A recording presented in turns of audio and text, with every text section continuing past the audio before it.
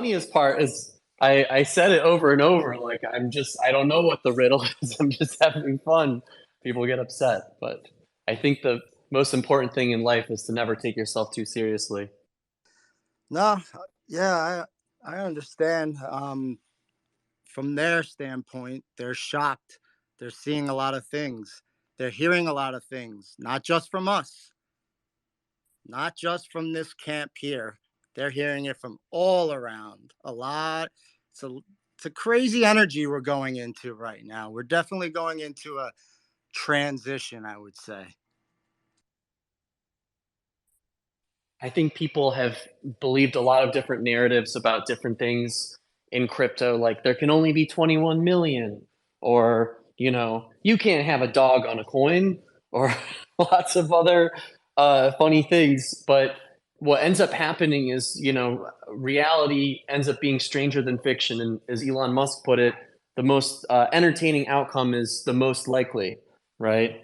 And so, I think that people are waking up to some of the stuff that we're building and we're doing because people are starting to get their hands on it and go, wow, I can do crypto without using MetaMask. I can use Face ID. There might be a possibility that I'll never lose private keys again. I think that that's kind of, some of the things that we're building and some of the things that are happening in crypto right now are really waking people up because what they thought was crypto turned out it wasn't really that what crypto is all about. Maybe some of those things are kind of 10 plus years old and they're not getting updated, and we don't have to hang on to these old ideas anymore. Well, we're transitioning from old tech to new tech. I mean, 10 plus years old, brand new. I mean, taking the best pieces of code from around the whole space and just putting it together as a hybrid chain. No one's doing that. And then you don't even have to be technical. Just go and use the app, use the wallet. It's a huge difference. Guys, it's funny that you're saying that because when I got into this whole crypto space, I came in, as maybe most of us did, looking at Bitcoin. And then once we got into the ecosystem and maybe discovered some utility coins, we were thinking like, wow, this is really where the tuck is. And then within the last like 3 to 4 weeks, I realized that we are actually now at the pinnacle of tech with Metallicus, the tech of tech. So welcome, everyone. I see Irina just joined, and thanks for saying that. I think that we've at our company at Metallicus, we've really thought about the future. What do things look like in 5, 10 years out from now, and how do we start building that today? And you can kind of see some of this with some of the software that we're launching and things we're doing that no one else is doing. But also with kind of like the DEX and the whole regulated DeFi movement, no one was saying that. And then, after the end of last month, or well, December of last year, what happens? We realize that's exactly what we need, right? Well, I just want to give a shout out and welcome Irina Berkon, our CFO at Metallicus, to the stage. Welcome, Irina. Hi, guys. Hi, Marshall. Hi, everyone. Hi, Irina. Hi, Irina. Welcome. Thank you. Thank you. So I think we got a pretty good amount of people here. I guess we'll start now. How about just an introduction to Marshall Hayner himself and what brings him here today? Yeah, so for those of you that haven't met or haven't heard about me and our company, my name is Marshall Hayner. I'm the CEO and co-founder of Metallicus, and we're the creators of the MetalPay app. We also launched the Proton blockchain and the Metal blockchain. We've done a lot of stuff. We've created the Metal DAO, which was kind of the genesis to MetalPay. That's Metal MTL token. That's available on every exchange pretty much in the world, Coinbase, Binance, etc. And we've done a lot of stuff on Proton, Proton DEX, Proton Loan. We were the creators of the WebAuth wallet, which is kind of like an up and coming competitor to MetaMask. And my background in crypto goes all the way back to the very beginning in 2009. I was just a nerd on the internet. I actually lived in Massachusetts on the other side of the country um, at that time, and went to school in Boston and dropped out like every good entrepreneur should. And I was obsessed with technology. And when I went to school at Northeastern in 2002, Napster was a thing, and most people probably don't know what that is now. But I love how my like childhood memories, like Napster and BitTorrent, things like that, end up becoming, and LimeWire, but end up becoming crypto companies over time.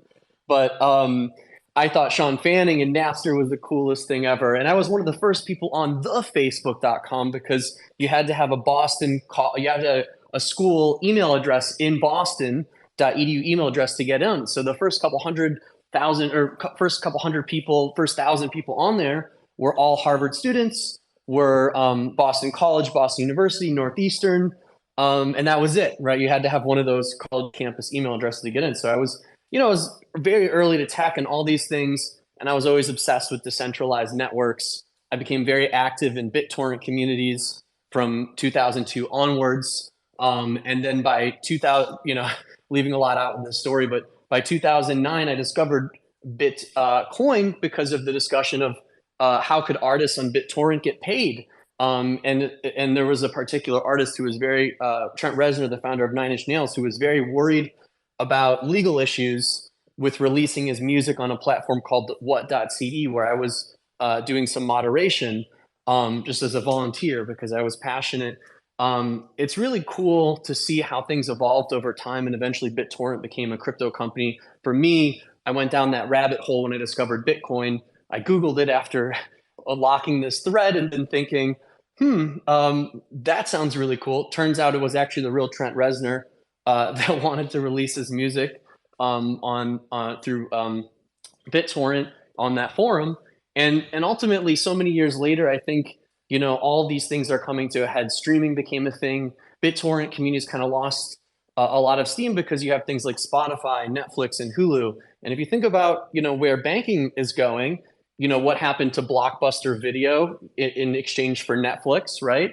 What's going to happen to the world of finance? And that was the thing that over 10 years ago got me so excited to think, maybe this is something that I really want to pursue and get involved in. So I started building a lot of early crypto apps. Launched my first crypto app in 2013. It was called QuickCoin, easy to use Bitcoin wallet. Later, at the end of that year, Dogecoin was created.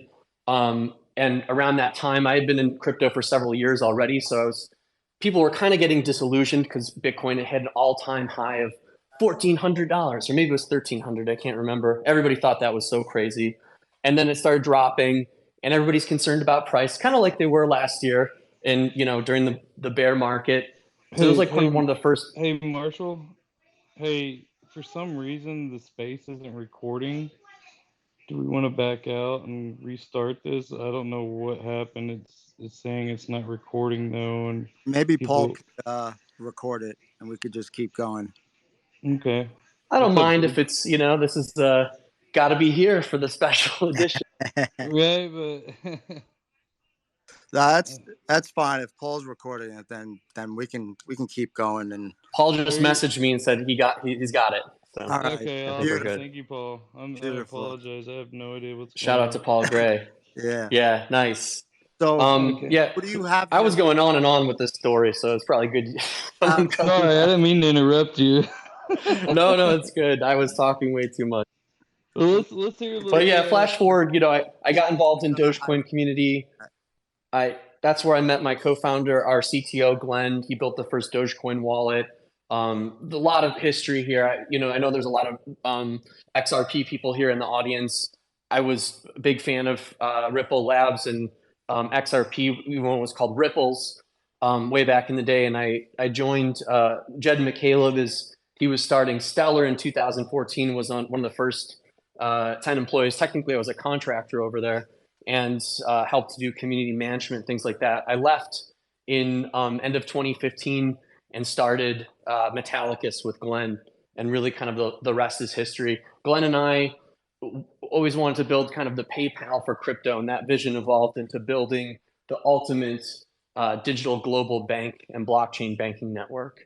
And flash forward, it's been about 7 years now. It's insane to think that, really long time, but we've done so much. We've built Metal Pay. We've built the Proton blockchain. We've built a blockchain to layer zero. I was talking to some in the community earlier today about this concept of L0. People weren't even talking about L0 until we started talking about L0. So Metallicus has always been on the forefront. And the other big thing that we're doing is we're looking to seek a bank, or seeking to form a bank in the United States, a state level bank, and that's something that we're pursuing as well. And I think there's some news that came out the other day about a company that's doing it, but you know, saying it and doing it are two different things. And Metallicus is all about executing. Yeah, that's one thing I've noticed so far. Whenever you guys say you're going to do something, it happens. Usually ahead of schedule too. But who do you got here with you today, Marshall, from Metallicus? Miss Irina Berkon? Yeah, so Irina Berkon, our CFO, and really a big leader at the company, on the board of directors, and I'll let Irina introduce herself. Oh, thanks, Marshall. Hi, everyone. Happy to be here. My crypto career started not a little bit different than Marshall's, and I like to kind of tell the story. I was walking on the street in San Francisco. I was going to lunch, and crypto fell on my head. There were these young guys riding around in these one-wheelers, and they were saying how they had this was 2017, this was June of 2017. They were saying how they had just had an ICO and raised some money, with crypto. And then one of them looked at me and said, "Hey, I think I know you from somewhere. Can I join you for lunch and tell you what I'm doing? I think you're in finance." And I said, "Yeah, maybe we had met somewhere before." So he said, "Hey, I'm launching a crypto company. Do you want to join me in it?" And I said, "What's that?" And that's how I kind of learned it. And never looked back. And it was a company that was actually kind of very similar vision as Metallicus, and it was in Europe, and they already had a few licenses, and we were going to build a crypto exchange and a crypto payments wallet. It didn't work out. I mean, I think they're still building it. It didn't work out for me to stay on board. It was in Europe, and I was living in San Francisco and had a small child at the time. But relevant to this audience, we went to meet with the executives at Ripple, both in their London office and in the San Francisco office. And I knew a lot of the people in San Francisco who worked there. And I remember hearing kind of the vision for Ripple. I went to their event where they brought, Bill Clinton to speak at. I remember hearing it, and I was like, wow, like this is really going to change the whole payments system in the world. They were talking about partnering with Western Union, so you can send within seconds. You can send a small amount of money across the world with no fees. And they were explaining to me and to others how that was going to be possible. And here in the U.S., maybe we're not as familiar with some of the problems that maybe countries like Europe or third world countries have. But as I was listening to it, some people, $20 is a month's worth of salary. Maybe $5 is a day's worth of salary. They can't afford to pay 20%, 50% to transfer to their families. And this is where blockchain comes in. This is where, and obviously those people are also not technical. They can't just go write some code, like Marshall would. This is where we come in. And that kind of got me into the crypto space. And then I started, traveled throughout the conferences. I started learning more and more about it. And then actually our current tax accountant, I had met him at a conference, and he called me one day and he said, "Hey, we have this client, Metallicus, Metal Pay, and they're going through a financial statement audit. And since I'm a CPA and I've been in audit for 10 years before then, and I've taken a company public, after that," he said, "Hey, can I introduce you to Marshall?" And their CFO at the time was leaving the company. "Can I introduce you and you help with the audit?" And I said, "I don't really know much about auditing crypto." And he said, "No, it'll be fine."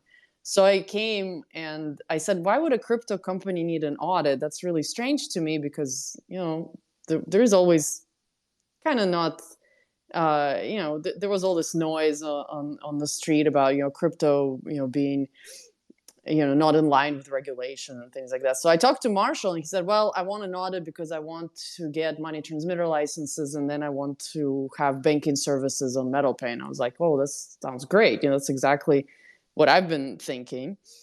So long story short, I came in as a consultant working a couple days a week. And then, Marshall would come in the office and we'd have, kind of dinner there and talk crypto and talk vision. And, next thing I know, I'm, telling him I want to stay, full time and for forever. So here we are. And I became the CFO and then I joined the board and we, Marshall and I are really tight and we have our vision for crypto and blockchain and for this company is very much aligned, which is helpful when you have, leadership that doesn't argue, fight with each other. We're often on the same page and that's where we are. I think that's how we were able to build this company and the products that we've created together with all of the rest of our employees and partners. And I think Irina makes it sound really easy. Like she said, then we got the audit, that's it's not like, that's like, oh, and then we just, launched the blockchain or something, right? It's not that easy. Irina is really, truly spectacular. And having gone through IPO prior and having all this experience, there are a few people out there, a few CFOs out there that can balance between both worlds, that can do the cryptocurrency thing, but can do the traditional finance thing. And getting a company that deals with cryptocurrency to get a audit to get these licenses, it's nearly impossible. There's a small handful of people in the world that can do this. I'm not saying no one can do it, but in the United States, small handful of people that could pull that off, and that's why you don't have tons of crypto exchanges with the licenses, and that's why you see crypto exchanges failing to do these things, pulling out of the U.S. and becoming quote unquote international and things like that and playing regulatory arbitrage games. We really believe in doing it right and starting it in the US. So which one of you travels the most out of you two to Europe and across the world? Is it you, Irina, or is it you, Marshall? So it's Irina, I think. Yeah, I mean, I came on in 2020, so then COVID started and we didn't travel. Then I think I was traveling. I don't know. We both go to conferences, and if we need to go, we go places. We both travel like everywhere, every major event that the company's doing. Irina and I are almost always both there. We're traveling a lot. I just know that Irina, like I might stop traveling for a moment. Irina keeps going, but Yeah. we're both for work. We really do have to we just did Money 2020 in Amsterdam and Europe recently. And then, we do a lot of different conferences. We love the Money 2020 circuit because it's international and, but then there's also like Consensus this year, I think in Austin, lots of stuff that we go to. Mm-hmm. So how does Mr. Donald Burke fit into this triangle? So, I'll tell you how we met. So we, you guys might have seen these news, but we applied for a charter with the OCC in 2021, in March of 2021, a banking charter. And as we were going through the process, we realized that we needed, people who actually worked at banks and ran banks, and we hired a few of those. And then Don was kind of recommended to us because he had been a senior executive at Northern Trust, and he had really run a bank before, which Marshall and I haven't. And it's okay. We can admit when we haven't, when we don't know something. And I just remember that he was interviewing, and he's in Chicago, so he's on the East Coast, and I was having an interview with him my morning of some day, and he said, I've been up since 5 a.m. and I've been so excited for this interview because when I retired from Northern Trust, I said, I'm not going to take another job where I'm not having fun. This is all going to be fun for me. I've made my career, and now it's time to have fun, and I'm really excited about what kind of fun I can have with MetalPay. So he said, I've been so excited that I've been up since early morning to talk to you. And I said, wow, like this is very humbling that a senior executive of Northern Trust would tell me, our little MetalPay crypto company, something like this. So he came on and he kind of slowly started advising us, and then I don't know a few months ago, right over the summer, maybe, Marshall, we said, look, we do need help. The company needs to be kind of upgraded or grown up a bit, because it's no longer just a startup. And we said, hey, Don, can you help us run this like as if it was a bank? And he said, I'd love to. And we said, okay, well, how about you become our COO? So we're really tightening. He's really tightening things up around here, as in a good way. But So is he kind of the reason that y'all's board of advisories is so strong? Is that his doing with bringing on Brian and? So actually, we have another executive who worked at BNY Mellon for a long time, and his name is Lee Woolley, and he's also been hired. He was hired actually before Don, and he's the one who brought Don on board. He was hired to also help with the bank, and that's what his primary responsibility is right now. He was the key to assembling this board. He brought on most of these board members. I think some of them maybe refer to each other. Yeah, and I am so excited for that announcement, with it, whether it's this year in a few months or tomorrow. Well, Marshall spilled the beans a little bit. I mean, we are in the process of finalizing a definitive agreement to acquire a bank. That's all I'm going to say. It doesn't matter where it is. It's in the U.S. It's not in New York. It doesn't matter. And I have a question for you. Is the bank going to be able to reach international, or is it going to be more stateside? So it's not Citibank or HSBC. Sorry to disappoint. It's not. It's a bit smaller than that. So at this point, this bank will be a U.S. only bank, serving only U.S. Customers. We do have some plans in Europe, and this is very preliminary, but I'll share them. At Money 2020 last year in Europe, we met. I was actually on the panel with the chairman of the board of the Bank of Lithuania, and our compliance officer and I spoke with him and his team. And Europe has a lot of different kinds of banking licenses. They vary a little bit more than in the U.S. And we told him what we're trying to do and our global approach to this and the goals. And he said, it makes sense for you guys, because we already have an EMI agency license. And he said, it makes sense for you guys to just apply for a Bank of Lithuania banking license. So, I mean, it's one thing for someone to say that, right? It's another thing to apply and get approved. So we are in the early stages of preparing that application. I don't want to, like somebody said, we first deliver, then promise. But, these conversations definitely are on the table.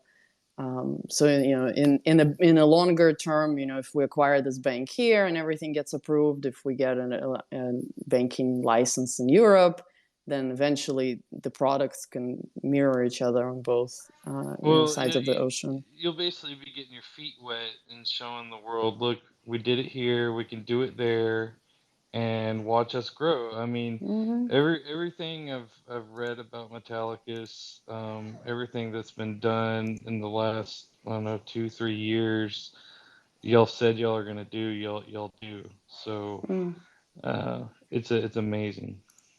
Yeah, well, thanks for noticing. Thank you. Sometimes we're in a day-to-day and we don't notice, but thanks for noticing. It's time for y'all to get noticed. It really is. Thank you. I think, another thing too is, to follow up on what Irina was saying, when we started with Metallicus and MetalPay, it's very hard to get off the ground, right? And to get up and running. It's very difficult to, how are you going to get a money transmission license? Well, just build your startup, get all these licenses, and you can open 3 years after you start applying or something like that. Okay, that's the death of a startup. A fintech startup, definitely. A crypto startup that moves at the speed of light, that is certainly death, right? And so we came up with a novel plan, to do this. And I worked very hard with executives, ex-executives from Visa and American Express, and kind of, built up the plan. It was a prized plan because after we launched, I won't say who they are, but the world's largest exchanges, international exchanges, approach and say, "Hey, we want to buy you. We want your licenses. How did you do this?" Right? And then they basically tried to copy those things and enter in, and now they're struggling. Now they're losing access to fiat in Europe, in America. You're reading about in the news. I'm not going to say names. You can just Google it and you can look, right? But we really did it right.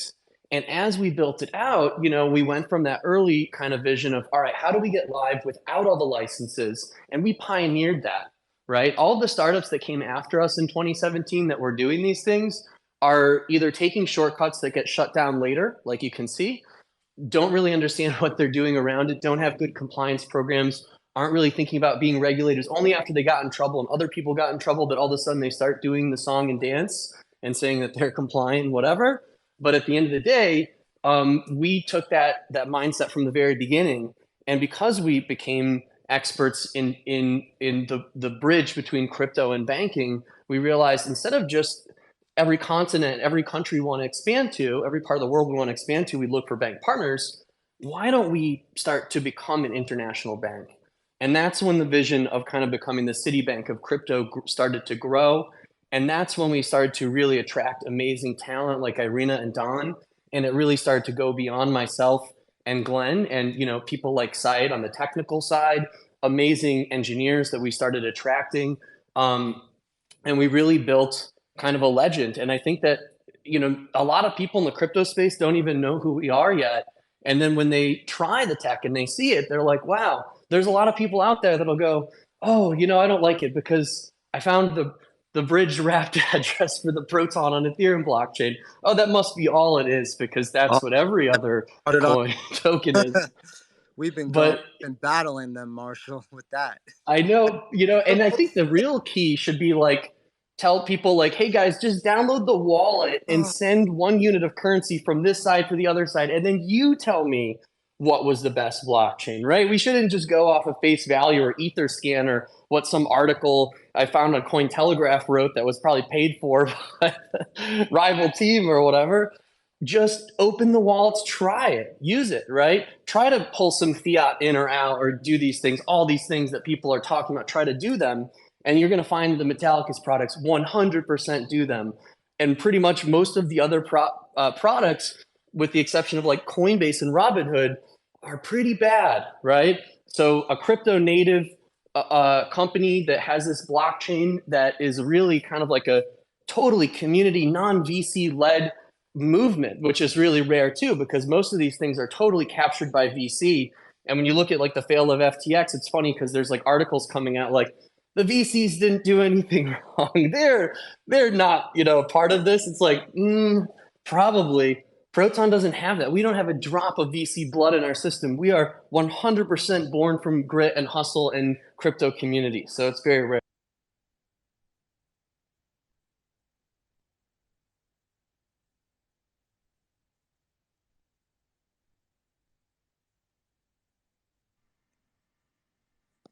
Tony, did you, I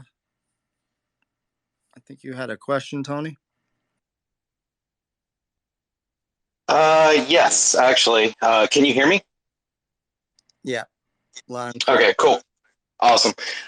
So I was actually, I had a question about KYC. So as of right now, my mother, who I've been trying to get on to MetalPay, has had to go through KYC, but she lives in North Carolina. And in North Carolina, when you renew your license, you don't actually have to update your photo. So her photo is about 10 years old.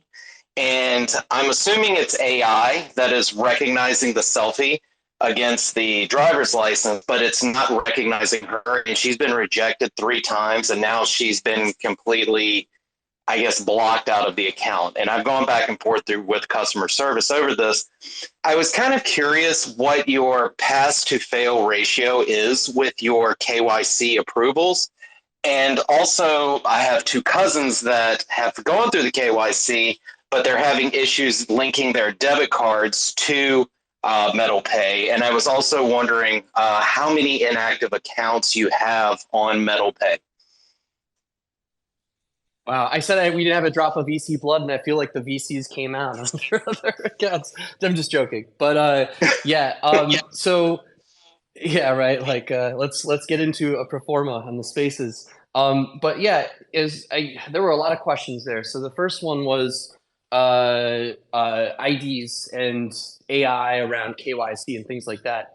I don't know the particular case, and I don't usually kind of like do like the CS thing on spaces or whatever. But one of the things I'll say is we have a great customer support team.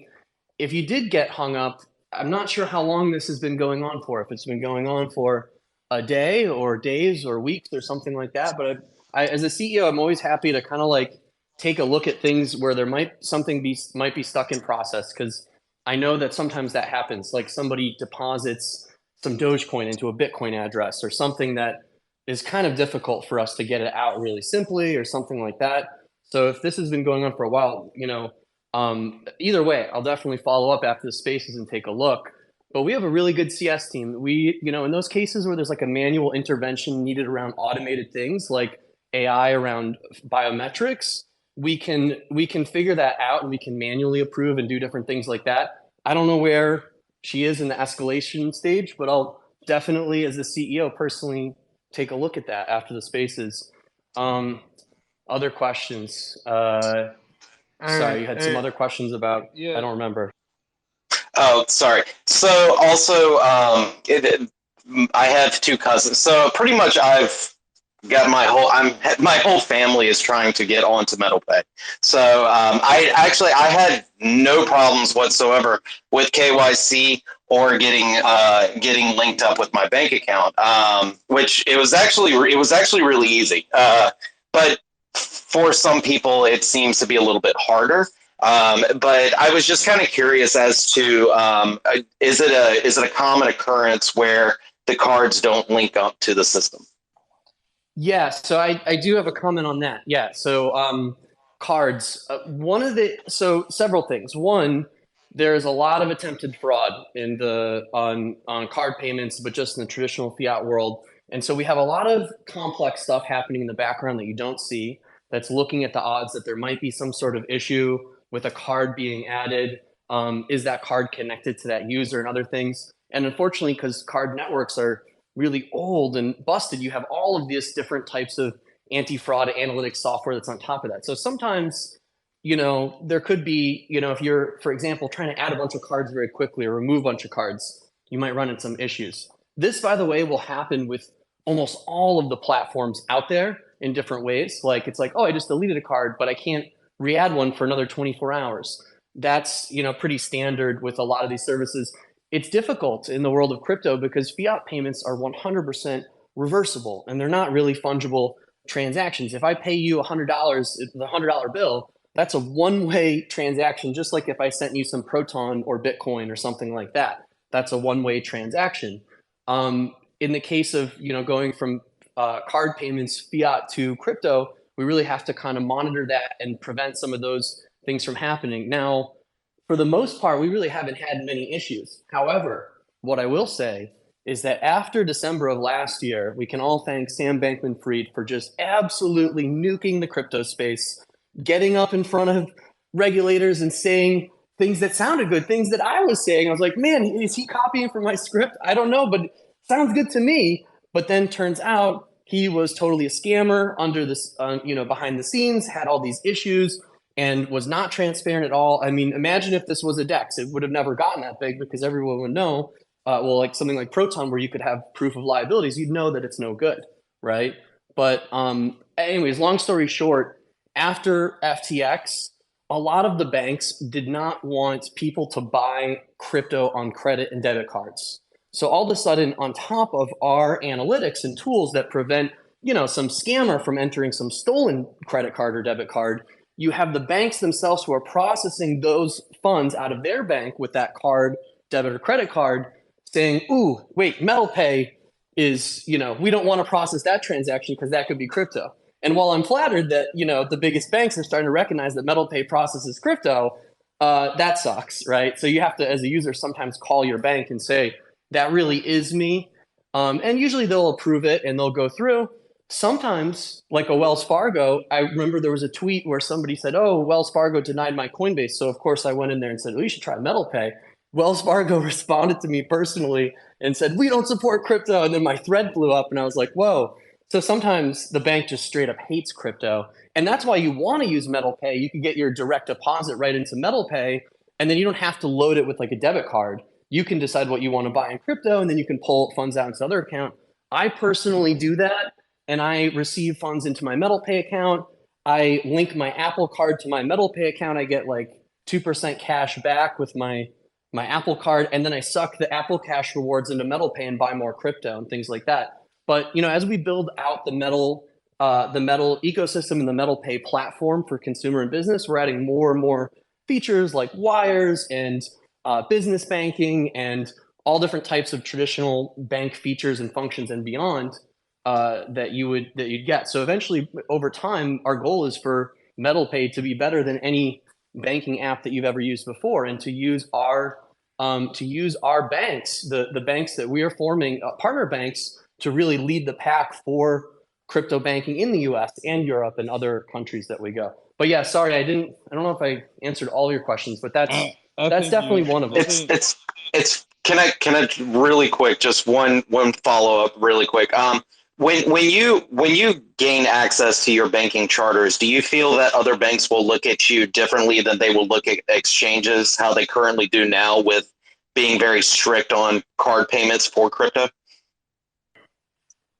No, I think that the thing is that the banks are regulated at the state and federal level. There is, you can't. It's very difficult to become a bank. It's not like banks just form every day, and so I really feel that in having a bank that's kind of leading the pack, that's doing it right, other banks are looking to that as a source of strength and also want to be connected to that. So in like the case of, but unfortunately, one of the other issues in the past is some banks, and I guess I could say it because all over the news, Silvergate, made bad loans, made bad decisions, right? And it's really affected their bank very badly. I think one of the problems with that is not being deep in crypto, not understanding that, we shouldn't be giving loans to proof of work miners because if the market tanks, they're going to be mining at a loss. They'll never be able to pay us back. These aren't things that maybe traditional banking executives are thinking of. They're just seeing the dollar sign and saying, oh, these guys want a huge loan, are willing to pay a crazy rate because no one else will approve it. So, when we come in, we have such a more deeper understanding of that and where the landscape is. So, our plan is really to be a boring and basic bank. And there isn't any plan to do at this time crypto things inside that bank. But the vision is to support fintech, to support crypto, and to be a boring bank, but to have such a deep technical knowledge and understanding that's the place you want to bank as a fintech or crypto company. I don't want to bank with another bank that says all your wires must be greater than 100K, and you have to keep 5 million with me and pay a crazy extortionate fee. Like, these are the early days of crypto banking that I hope we can forget about. And frankly, it's reflected in their latest stock prices and quarterly earnings reports, the mistakes that they've made because they rushed into these things. Meanwhile, Metallicus is over here like, guys, stay away from Celsius, use Proton Loan, right? Not everyone listened, unfortunately. But we're trying to make it easier and easier. And it's a race to make, good security, good customer experience. And I hear what you're saying about, cards getting stuck. I think the problem that you're probably running into is probably the bank on the other side is like, doesn't want you to buy crypto, or is nervous that someone stole your debit card, is trying to use your information to buy crypto and then pull it out of your bank. And then your bank can't get that Bitcoin back. Then it's between Metallicus and your bank, and the bank doesn't want that either.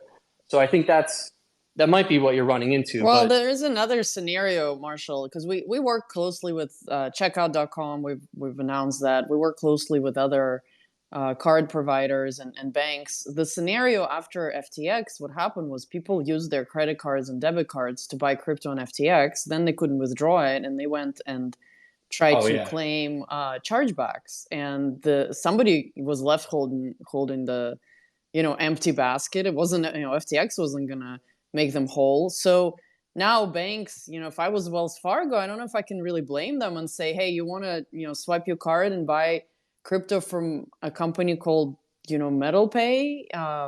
What if they do the same thing? I really can't blame them.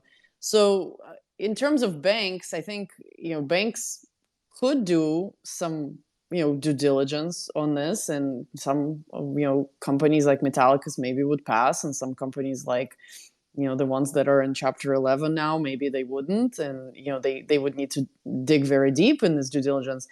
But there are a lot of good companies out there in all the industries, and there are bad players in all of them as well. The vision with our bank, if you guys are interested in hearing, how this happened and how it ties into this, Marshall and I, we were, this was like August of 2020, and we're all sitting locked up in Corona fears, and all of a sudden we get a message from Bank of America saying we'd like to perform an audit of Metallicus and what you guys are doing with user funds. We want to see if you have user funds in your bank accounts in the Bank of America. And of course we didn't. We don't touch user funds. So I said, okay, great, send us the list. We had this other operations person here. And then the next day they were supposed to send us a list of like due diligence questions, and the next day they call us and they say, actually, we're just going to close your account. You have 2 weeks to move your money out.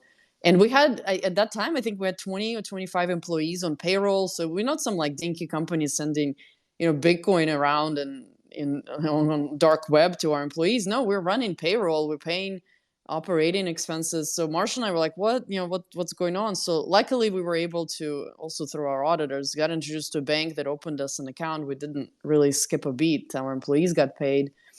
But that's when we kind of said, why don't we open a bank, as grand as that sounds, that understands companies like us and understands, how to do due diligence. So now we have 3 very strong banking partners. And let me tell you, it took a long time to go through their due diligence. And one of them, their head of compliance, comes from being head of compliance at another big, tech company. And she said, I fully understand how to due diligence you. And she went through all of our documents and asked many, many questions. And we showed her everything. And she opened us a bank account because everything lined up.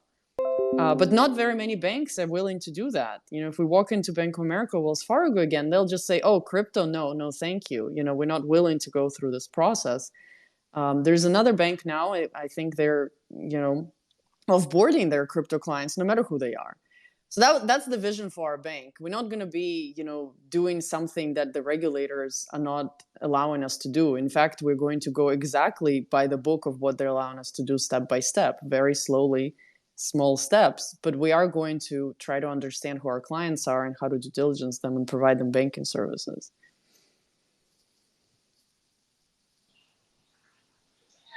Hey, Irina, I wanted to just ask you a quick question. How do you see, what's your vision for retail? Like how does retail get into crypto safely and within compliance and regulation? And the second part of that is, how long do you think that's going to take? Retail isn't like you and me, like people who just want to buy. I think the answer is, it has to be super easy to use. And, that's what we have our head of VP of product, Karen. We'll bring her on one of these days. That's her whole thing. Is our user going to be confused? Do they know what to do? And we all know that the younger people don't really like to read, so you have to show them pictures and show them how to do it. And maybe the older people would like more information that they can read first and then make decisions. And it depends on what kind of background and people they are. I think it's just going to be ease of use. So nobody's going to open up a, I don't know, hard wallet and secure their seed. I don't know. Marshall has lots of examples of that. We were saying the same thing. I completely agree with that. And I think, so my dad's in his late 50s. And when we started getting into crypto like 2 years ago, we were going through the nanos and stuff, and he didn't understand it at all. I had to do it every time.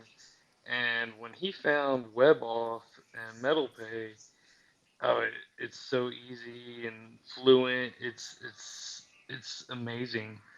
And I think when people start to download that and play with it, they'll see it for themselves too. And I applaud Marshall and Glenn and you guys for doing that and making it so user friendly. My almost 60-year-old dad can do it effortlessly. Mm-hmm. Yeah, well, I mean, the other side of it is your money, right? So we also don't want this to be a video game where people lose their keys. People have lost their WebOff keys, and there's scammers around, and we want this to be we want it to be safe. We want it to be something that people don't lose their money over. Marshall's very big about educating. We have an education within our company, or anybody who comes on WebOff who talks to us. There's kind of tips and best practices of all that, because it is your money. It's not a video game. It's funny because UI and UX is so important. Like the experience is so important, and making security feel seamless is really hard, right? Because like there's like that meme where it's like user testing and there's like a guy with a glass of water licking the outside of it, like it's really, the people will do the things that you just wouldn't, like, why would you do that, right? But they will, and they'll get stuck on things. I remember when we had an issue with deposits and withdrawals, and people were accidentally depositing when they meant to withdraw and withdrawing when they meant to deposit on cash. And we just realized, like, oh wait, we just put an emoji, one for a cash sign and one for like a picture of a bank, and it solved everything, and people got it. So like sometimes, like, just when you look at like and I was listening to Steve Jobs talks the other night about design and spirit in the product and stuff, and he was talking about Microsoft, and he's like, the thing about them is they just have no soul. Their product sucks. It's gross. And so like I think that's, unfortunately, is the truth with a lot of crypto products, is they have that Microsoft no soul vibe, where it's like, oh yeah, just back up this 24-word seed phrase and what could possibly go wrong. And yeah, we have that right now, but as we evolve it, the ability to biometrically back up, to empower people to have their own keys but prevent them from getting phished, it's all very difficult, to pull that off and make it look and feel seamless, but we're getting there. And I really do want to empower people to own their own crypto, because that's like the most empowering thing about crypto, is yes, we like deposits and MetalPay, but we also want you to be able to hold your own Bitcoin, hold your own Dogecoin, your own Proton, and other assets and things like that on your own. But we also understand that not everybody is going to be ready for that out of the gate. And also we understand that we're not going to live in some sort of crypto utopia where banks don't exist, because I think that was an early thought as well. And reality is we do need banks. Banks are just going to transform like Netflix did, out of Blockbuster, right?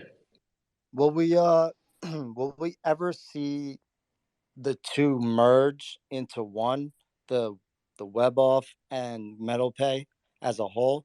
Is that 5 years down the line? Is that pretty soon? Is that even on the table? And I just want to let everyone know that's requesting, we're holding off on the request till much later, but we will take them, but much later. So yeah, if any of you two could answer that, that'd be great. Because I think merging the two would be great, and then we could talk about the tech all day long after that. Yeah, Marshall has a lot of vision to that. I'll just say it real quick, and then he can take it off. It's not 5 years for sure. This is on the roadmap. We had a product roadmap meeting today. It's on the roadmap. It's again, it's not very. We need to build it so people understand what they're doing. Because if you go into MetalPay right now and you don't know about WebOff, you don't have to save a private key. But if all of a sudden you click on something and do some features where you do, we really want to make sure people understand what they're doing. So there are kind of products around that need to be built before we can really introduce it as one. But MetalPay integrating with the Proton blockchain, that's already happening. So there's trading on MetalPay is linked to either our liquidity pools on Proton Swap or soon to be linked to our DEX. And more of that is going to be happening behind the scenes because the users can't really tell and they don't need to, but the utilization of the blockchain is very important for MetalPay. Yeah, and to follow up, oh, sorry, go ahead. No, go ahead, follow up, Marshall. I was going to say, with what Irina said, our vision for these two products is part of a platform, the Metal platform that we're building, right? And MetalPay is an app, and WebAuth is an app on the Metal platform. Think about it like Google. Someone asked on one of our last spaces, they said, and you're going to do all these things with this tiny little team? Hell yeah, I am. We're already doing it. If you doubt it, then just try the software. Yeah, are we grinding against the wall to do this? Absolutely. Are we going to take unorthodox approaches and do things differently? Absolutely. But are we going to cut corners? No, we're not going to cut corners when it comes to people's money and finances and security, because that's what we're building. So I just want to go real quick. WebAuth, that name WebAuth comes from web authentication, which is really kind of how the wallet launched with web authentication built into Proton, one of the first blockchains to have, the first blockchain to use web authentication to send transactions. I'm pretty sure, I think Near blockchain has now integrated web authentication, and kudos to them. But yeah, we're like the only two that I know of. EOS has the standard, and B1 wrote that standard for web authentication, but unfortunately it was never, sorry, this is my daughter's going to bed. To say goodnight to her real quick. I'm gonna ask Irina a question real quick. Irina, is there any companies or anyone looking to build healthcare or real estate or any other subsidiaries on top of Metal or Proton right now? I know you probably can't say, but is there interest? So I really don't know. So I'm not gonna try to sandbag any information. Somebody told me yesterday that there is a dev shop that is brainstorming an idea of I think it's kind of like bonus rewards, but it's related to a healthcare company. And they were gonna maybe they're already involved with our blockchain, but they were asking some questions about that. So I really don't know. We are not doing that. We are focused on financial products, as you guys can see, but it's not out of the question. Right. So there's possibility of people building on top of Proton or Metal to create those chains later on if they completely wanted to. Yeah, and we offer support. We offer technical support and business support for those that come to us. We have there's a company called Biochar that's putting what are they called, Marshall? The credits. Why am I blinking?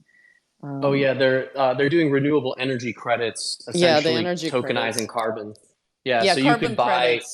So carbon credit industry, I guess, has been really back of the napkin paper kind of tracking, and this company chose Proton chain to build their carbon credits tracking on it. So that's exciting.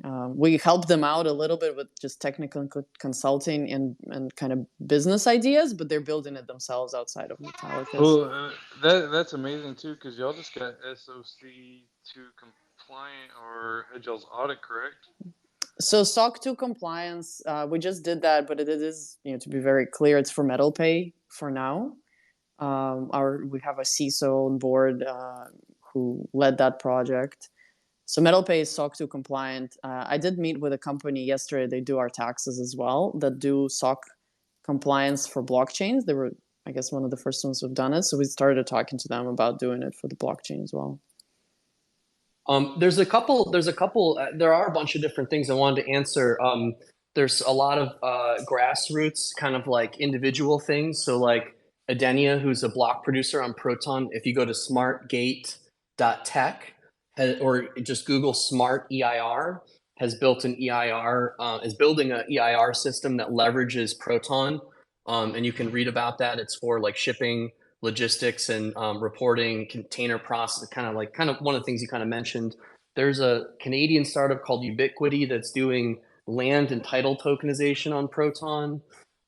There's a realty company that's building out escrow technology using Proton to use USDC and payment processing to escrow like land, like property purchases and things like that. I have definitely heard about a few different like potential pilots with insurance type stuff.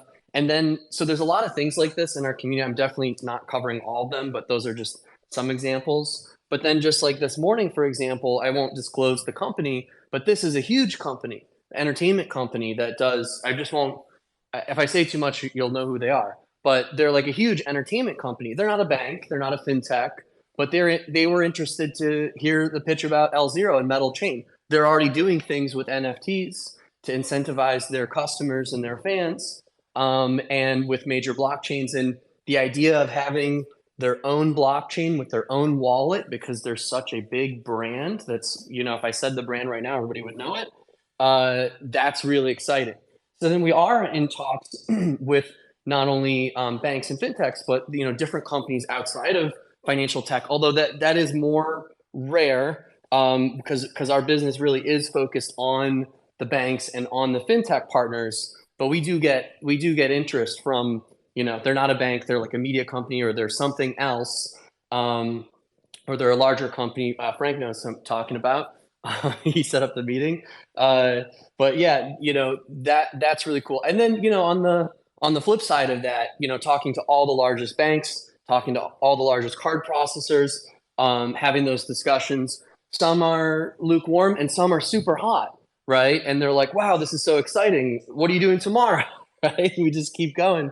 But yeah, we've got a lot of interest because we have focused on compliance and we have that banking background in conjunction with the crypto background. And then we also have cut our teeth on the security side and the consumer side. Consumer is like one of the hardest things you can do, because on the enterprise side, you're dealing with less clients, you can move faster. Consumer side, you make less profit per person, and you have a lot of issues and things that come up. So when you do consumer, you really go out in the front lines and learn how all this stuff works and all the pain points of everything. And so like seeing the Level Field bank or that other announcement, it's like, yeah, but have they cut their teeth on consumer? I see their app hasn't launched yet. That's really important to be able to touch that front side. I just want to finish too. Earlier I mentioned WebAuth versus MetalPay. With MetalPay 3, we're going to have all the WebAuth stuff integrated. It's going to start to come in behind the scenes on MetalPay right now. If you're trading, you might be using Proton blockchain, you don't even know it. If you're buying Bitcoin, you're buying XPR, you're buying Metal, you're using Proton blockchain right now. You don't even know it. It's underneath the hood. We made that switch, and we're going to start to build out exchange for all the. There was a big delisting event recently in MetalPay, and people got nervous because they're like, oh man, why would you delist, you know, this awesome asset? And these are, you know, top 50 cryptocurrencies and things. It's not because we want to delist them. It's because we're starting to use a decentralized system, the Proton DEX, to do all the trading and do all the lending. When we made that decision, you know, over a year ago, we were like, hey, we want to offer the ability to borrow and lend inside the app. But in our analysis, we can't be using Genesis. We can't be using these other systems. If they screw up, everybody gets smacked. And why would I put the future of our customers' money in our company on these things that could screw up? And it doesn't even look good. You know, Irina was joking about some of them, how bad they are. We were laughing about it. And then, you know, sure enough, that happened. But we took this DeFi approach. So MetalPay 3 and already in MetalPay 2 right now, a lot of the stuff under the hood is actually using Proton. And with MetalPay 3, it's going to be totally using Proton, WebAuth integrated. WebAuth really is an authentication tool, and a transact. You know, when you're sending crypto transaction, you're authenticating. You're signing a transaction. You're basically doing authentication. We think like Authy and Google Authenticator are terrible for authentication. The idea that you have a one-time password and you're totally exposed for 90 seconds. What could go wrong in 90 seconds? Let me tell you, everything, right? So the vision to have WebAuth be integrated, and they are going to stay separate in the sense that they're two different products that can do authentication integration, around the identity, around the transaction signing. MetalPay is like your digital bank and your custodian. And then WebAuth's going to handle all the authentication. So, you won't have to use Authenticator or Authy in the future. You won't have to switch out of your app. It's going to know that your device and the keys generated on the secure enclave of your device, which is like a mini tracer inside of your phone. So we don't actually need tracers and ledgers. It can detect that and it can essentially authenticate you in. So you don't have to switch out of the app. And then when you want to withdraw out onto the blockchain, in the past, in the early Coinbase days, it's like, I don't know, figure it out. When it hits the chain, hope your wallet works, right? Now Coinbase has Coinbase Wallet. It's pretty good. But we had a vision for something similar to that, except for we want to make an even better experience that could integrate the technology of web authentication, decentralized identity. And, I think Coinbase has done a great job. And now Robinhood's kind of copying that model. But we're like going way into the future to think about what's it going to look like. Some people have joked we're like the Apple of crypto because we're so futuristic and thinking about design and putting that spirit inside of the product. But they are going to really work very closely together, the two products, and using Proton very soon inside of MetalPay. Everything under the hood is going to be Proton powered. So you'll see that. I have to ask L0 Irina. that you coined the term for. A lot of people don't know that. Myself included, I'm running around the space talking about layer 0 blockchains, and I didn't even know that you coined the term. Yeah, people were talking about L1s and L2s, and it was around the time, Jack Dorsey came out and said Web 5, whatever, right? Everyone's inventing these new kind of terms, and I started looking at all this stuff as we were building Metal blockchain. It's funny because it is a fork of Avalanche, and Avalanche is, in my opinion, a layer 0. And I mentioned this earlier. Somebody said, well, no, some people said Avalanche is a layer 1. I think that was just a marketing buzz and what was hot to raise money at the time. Avalanche is a layer 0. Cosmos and Polkadot and Kusama. Right? Yeah. So, well, I mean, because they're doing so much stuff on the C chain, they're more focused on the C chain. And I think that's kind of how people became to know Avalanche. But ultimately, I think what the real value is of layer 0s is the ability to launch your own chain and to have your own consensus and that type of thing. Polkadot really kind of took on this Web3 name, which I think obviously took off. They got a lot of traction with that. I just started calling Metal blockchain the L0 because nobody else was saying that. And I knew, this is going to be the future. There's hundreds of layer 1s right now, but how many layer 0s are there? 6, right? That is definitely the future. And it was funny because after I started saying it, I saw like a Binance, what is L0 article? All this stuff, right? I'm not like, I have to take credit for it. Right? It's in Constellation DAG's white paper, and they mention you, don't they?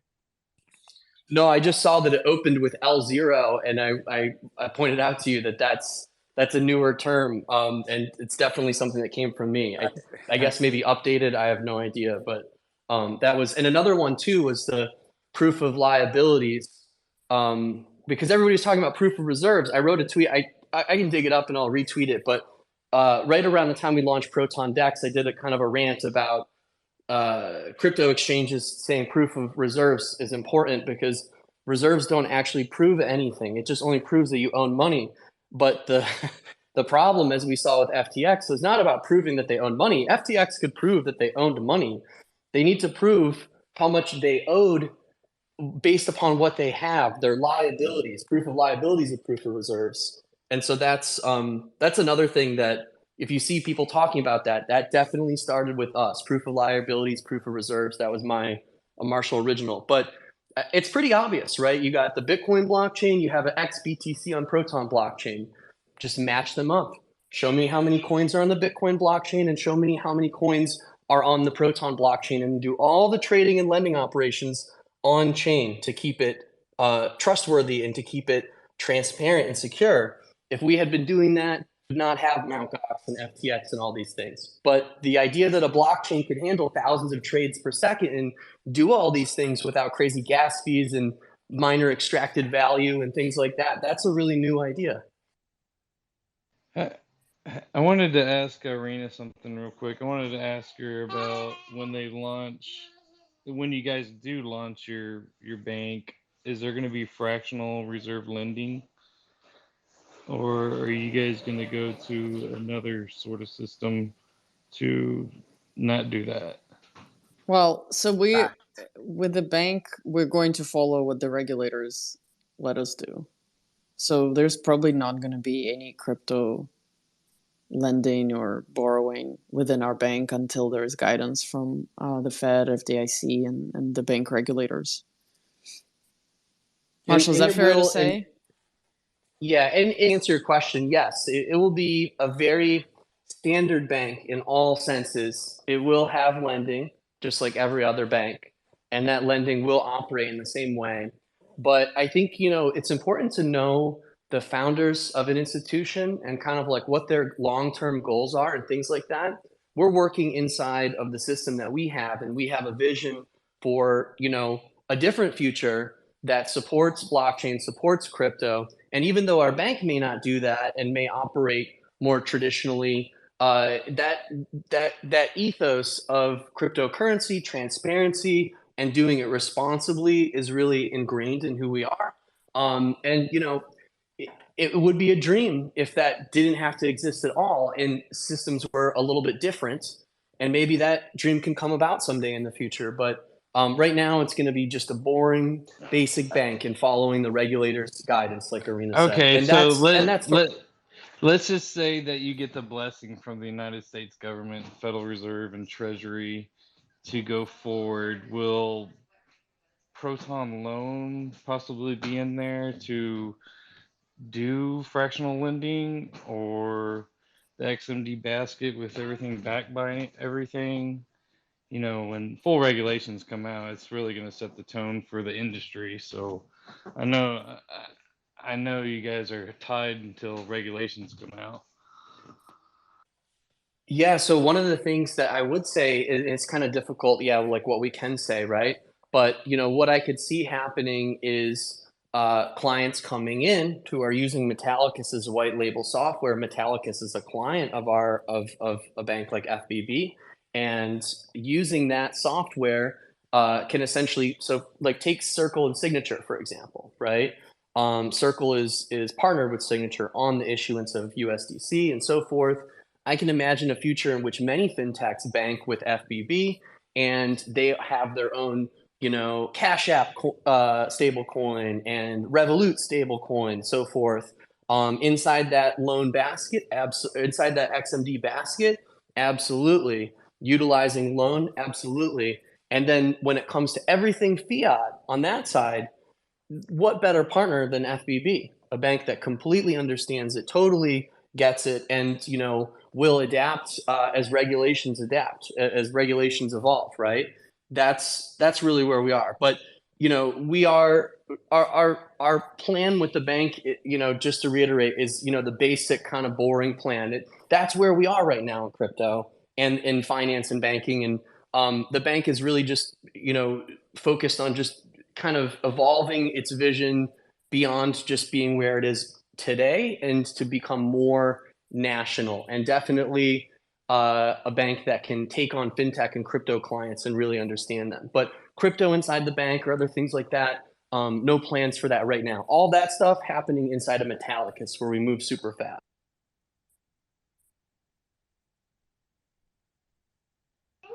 Okay, awesome. Well, I like that response, but I think I know where the whole industry is going.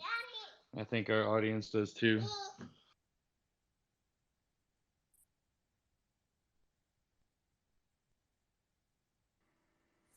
So Yeah, I just want to. go ahead.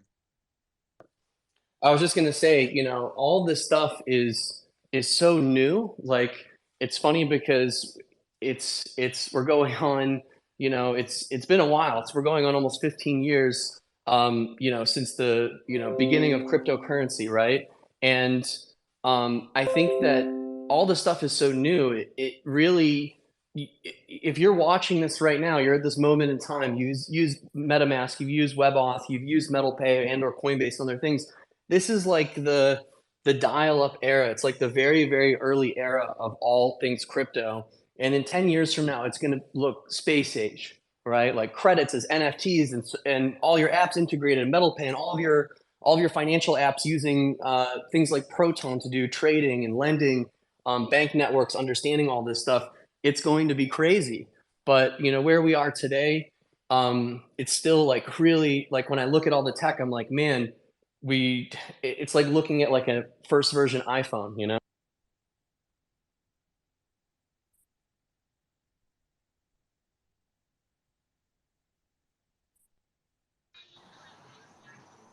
Okay.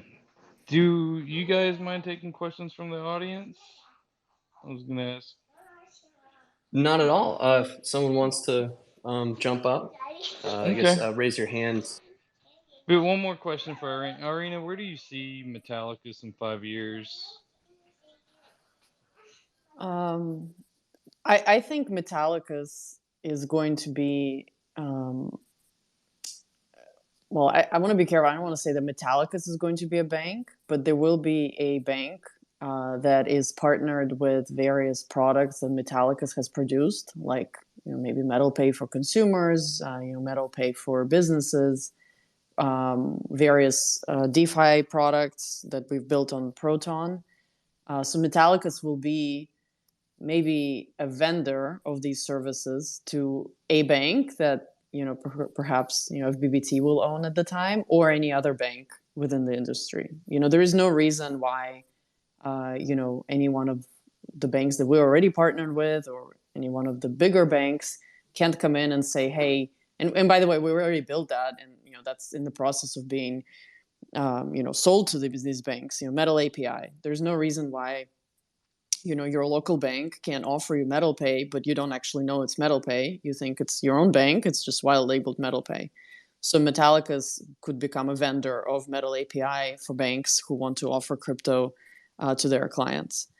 Proton chain products could become, backbones, like the DEX can become a backbone to another crypto, front end, or another crypto custodial service, or even another bank. Depends where the regulation goes, whether they are going to be able to control everything that happens on the blockchain and report. Some banks may integrate that into their offerings. So I think that, and I don't know if we've covered this, but the bank is being is going to be a separate entity from Metallicus, because we want to be very careful to only offer under the banking umbrella the services that the regulators allow us to offer, and we're going to go very, very slow with that. But Metallicus, the way it is today, could become a vendor to various banks, including the one that we're hopefully going to open, of all these products. Does that answer your question? Oh, that was amazing. So basically, Metal's gonna run under that bank you guys are gonna start up. I love it. I know where y'all are going. I love it. Thank you, Irina. Eventually, when it's allowed and when everybody's comfortable with it. But I mean, there is already a bank inside Metal Pay. It's not a bank that we own, but there's a partner bank, and now there's 2 partner banks. Right. So that's awesome. why not? There could be multiple. Better if there are banks, though. Yeah. Well, I mean, it doesn't. If they pay us a fee to use Metal Pay, I don't care whose banks they are. Mr. Crypto Rick, what's going on from down under Australia? Yes, from Australia. I just wanted to say a comment. Thanks, Marshall and Irina, for the things you do. I wanted to offer you guys a formal interview on my YouTube channel. If you guys are ever interested, just DM me or email me. Details are in my YouTube channel. That's all I wanted to say. Thank you, guys. Yeah, absolutely. Thank you, Rick. And I was actually watching you the other night on YouTube, and I would love to come on. Irina and I would love to come on the show. Or I can't speak for Irina, but I'm sure she would love to come on as well. But there is a little piece of our heart in Australia and New Zealand, as you know, Paul, and there is another big supporter from Australia. I know you guys had this question, and I will pre-answer it. When Australia or when Korea. Oh, yes, or New York. Well, New York, okay. New York. New York is last. Yeah, when New York it's is hard. last. It's hard. Oh God. Yeah, I mean, it's not out of the question. We have an army of lawyers that work for us, fortunately or unfortunately, but we do have a very good law firm that watches regulation on MTLs and crypto very closely. So, as soon as we can go, right? hmm? It's that What? BIT license, right?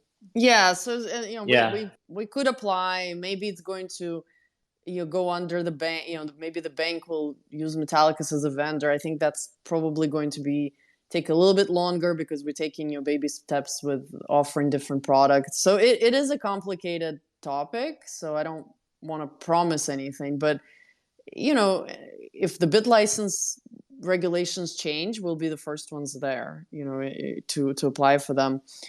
In terms of the rest of the world, so we just had a conversation, actually, Dawn and I, with our head of compliance, and we said that one of our priorities for this year is to look at the global regulation and where it's been throughout the world and see what we can launch, like which products of MetalPay we can launch, let's say in New Zealand or Australia or Korea, Canada. Of course, we have people there who would probably love, people who work at Metallicus who would love to use it.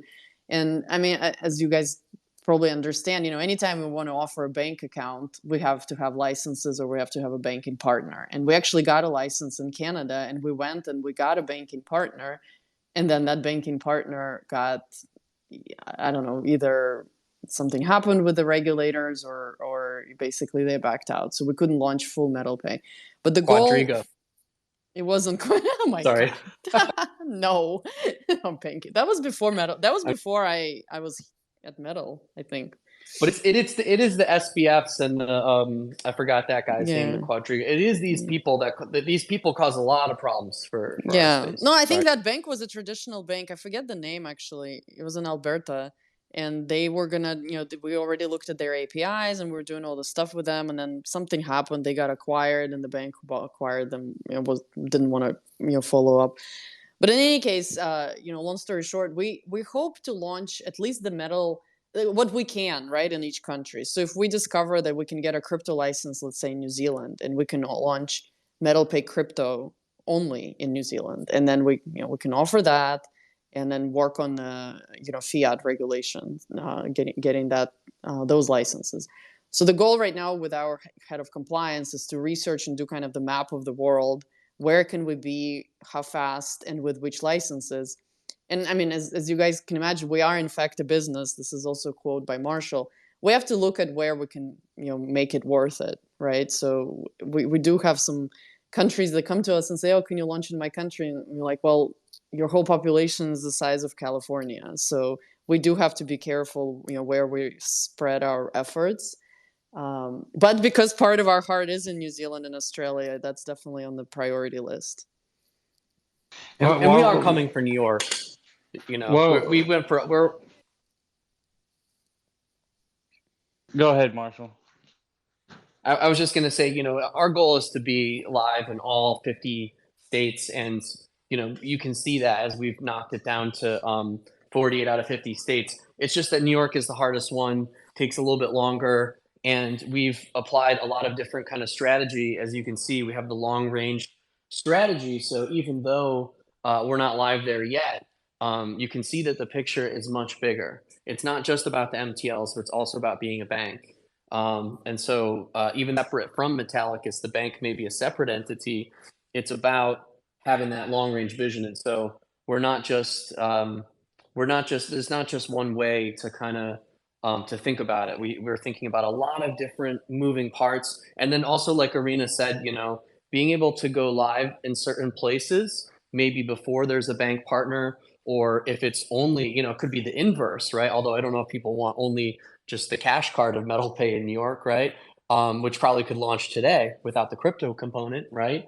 But thinking about those things, as we go to expand out, we get into MetalPay 3, the vision is that the app can be in many places much, much faster, because that cash card could be represented as metal dollar, maybe where there isn't a banking partner, but there are different types of fiat on-ramping partners to accept wires or to accept card payments. But we don't want it to feel like wallets and platforms of the past that are just like, MoonPay added, done, voila. Like, that's no good. The real good, tight crypto banking experience. At the same time, I'd love to enter into Africa and LATAM and things like that, even if we maybe didn't have a banking partner. Just being able to get the crypto there and have like a great interface on that, I think is really, really powerful. And we will get the fiat there as well. But the goal is to move really quickly and not be stuck. And I think a lot of the other crypto companies took all these shortcuts, white label widgets and providers and different things, and they don't look very good. It doesn't feel very good. When you use a Metallicus product, it's going to feel like, wow, this is really good. And we're still working out those kinks, like Fat Tony here said, the debit card isn't working or whatever. Sometimes these things are like outside of our control too, right? Like the banks on the other side are like, ooh, crypto's bad, block Metallicus. So it's really hard, in what we're building. I feel like if we were just a regular fintech startup, it would be like 90%, because for us, having the crypto side, we have to be experts of security, experts of design, experts of UX, and also we have to be experts of regulation and policy and licensing to cross all these bridges. I think there are very few companies in fintech that do crypto and fiat like we do it, because it's just a rare skill to have people like myself and Irina and Glenn and Don and all these people under one roof. It's usually like lopsided and balanced one way or the other. Can I ask Irina one question? Or you, if y'all can answer, if y'all can answer, y'all are partnered with Rails Bank, correct? Over in Yes. Europe. What is y'all's affiliation with them? Because I cannot find anything, and I dig deep. So they're now called Railser. Just they changed their name. So they are our technology provider there. So like we use their APIs to move between bank accounts and Metal Pay bank accounts and our user bank accounts. And they're also a license holder for the fiat product in Europe. So we have an EMI agency license and they have an EMI, and this is very unique to Europe. We don't have this in the US. It's actually not allowed here for an MTL holder to like rent out their MTL, but over there the EMI holder can rent out their EMI license, and they've rented it essentially to us. So we're using their EMI license to process fiat transactions in Europe. So it's called Railser. I don't know. You'll find us talking about each other. We've done events together and even a Twitter space, but it's not really in the app. Yeah, they're kind of behind. They're like, if you're familiar with some of these other providers we work with, like Plaid, for example. Like when you go to link your bank in the Metal Pay app, how does it know like all the pictures of your bank? That's a great fintech partner. It's plugged into like everything from Robinhood to Cash App, and like every major fintech app uses it. But we do use the best in class. And then when it comes to partners, and I think Railser is one of them. For EU. Additionally, when it comes to like the crypto components and different things, we've had to build a lot of stuff ourselves, like WebAuth Wallet and the Proton Dex to handle trading under the hood and all these integrations. But we do realize that over time, we want to be the bank. We want to be connected to the bank that is hosting our users, so we can really tie it together, so we can really make a tight product. Because, and we've seen this over the past month, since crypto had its FTX moment, a lot of partners suddenly got the willies and pulled out and did different things. And so it's difficult for a company like us, because we have to maintain those relationships and prove to them we're really rock solid, right? And I think it's not so hard for us, because we are really solid, but the landscape around us makes it difficult, because guilty by association, right? If you're using crypto, oh, you must have some sort of issue, with your bank account or something like that. And I don't think that's the case for the future. I think the future is a completely blockchain-based world. Everything's all the financial services are connecting into blockchain. And I also don't think it's a Bitcoin-only world either. But obviously, certain winners are going to emerge, right? And it's funny, because if you just rewind like 5 years ago, even on CoinMarketCap, or God forbid, like 10 years ago, and go to like 2013 or something, you should see a picture of what the market cap of different cryptos looks like and players look like. And same for fintech too. What were the top fintech apps 10 years ago? You can see a clear trend when you zoom out and you look at a picture of CoinMarketCap and you look at a picture of like the Apple App Store for finance from 10 years ago to today, you can see a clear trend. And those are some of the things that we look at when we're, putting together our vision.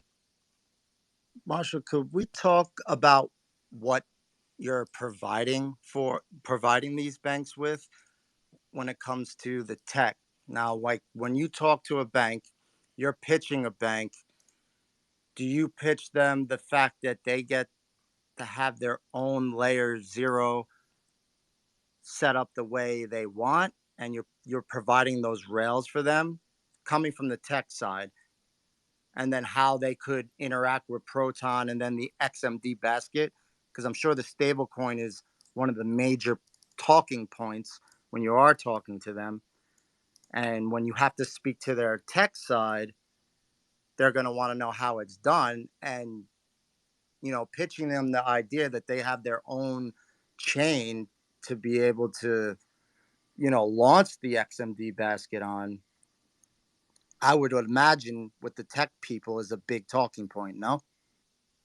Yeah, that's right. You basically know our pitch to the banks, which is, and we've been talking to all different size banks, right? So I know a lot in the XRP community where like, well, this is what Ripple Labs is doing. Certainly they have their focus on their settlement and ODL and all that stuff. For us, our vision is basically that. So here's my take on it, right? So that you have that take, and we've heard that take before. My take on it is they don't know what they want yet. So anybody that's telling you, oh, this is exactly what they're going to do, they're lying, or they really don't 100% know what they're talking about, because the banks themselves are not 100% sure. They have certain ideas of what they want to do. And let me tell you, here's kind of, this is how we're pitching to them, and this is what we're hearing that they want. What do they 100% want to do? I couldn't tell you because we haven't arrived at that future yet. But what has gained traction for us, and I think a lot of the other applications are purely research. For the record, everything that banks are doing right now with blockchain is research and development, right?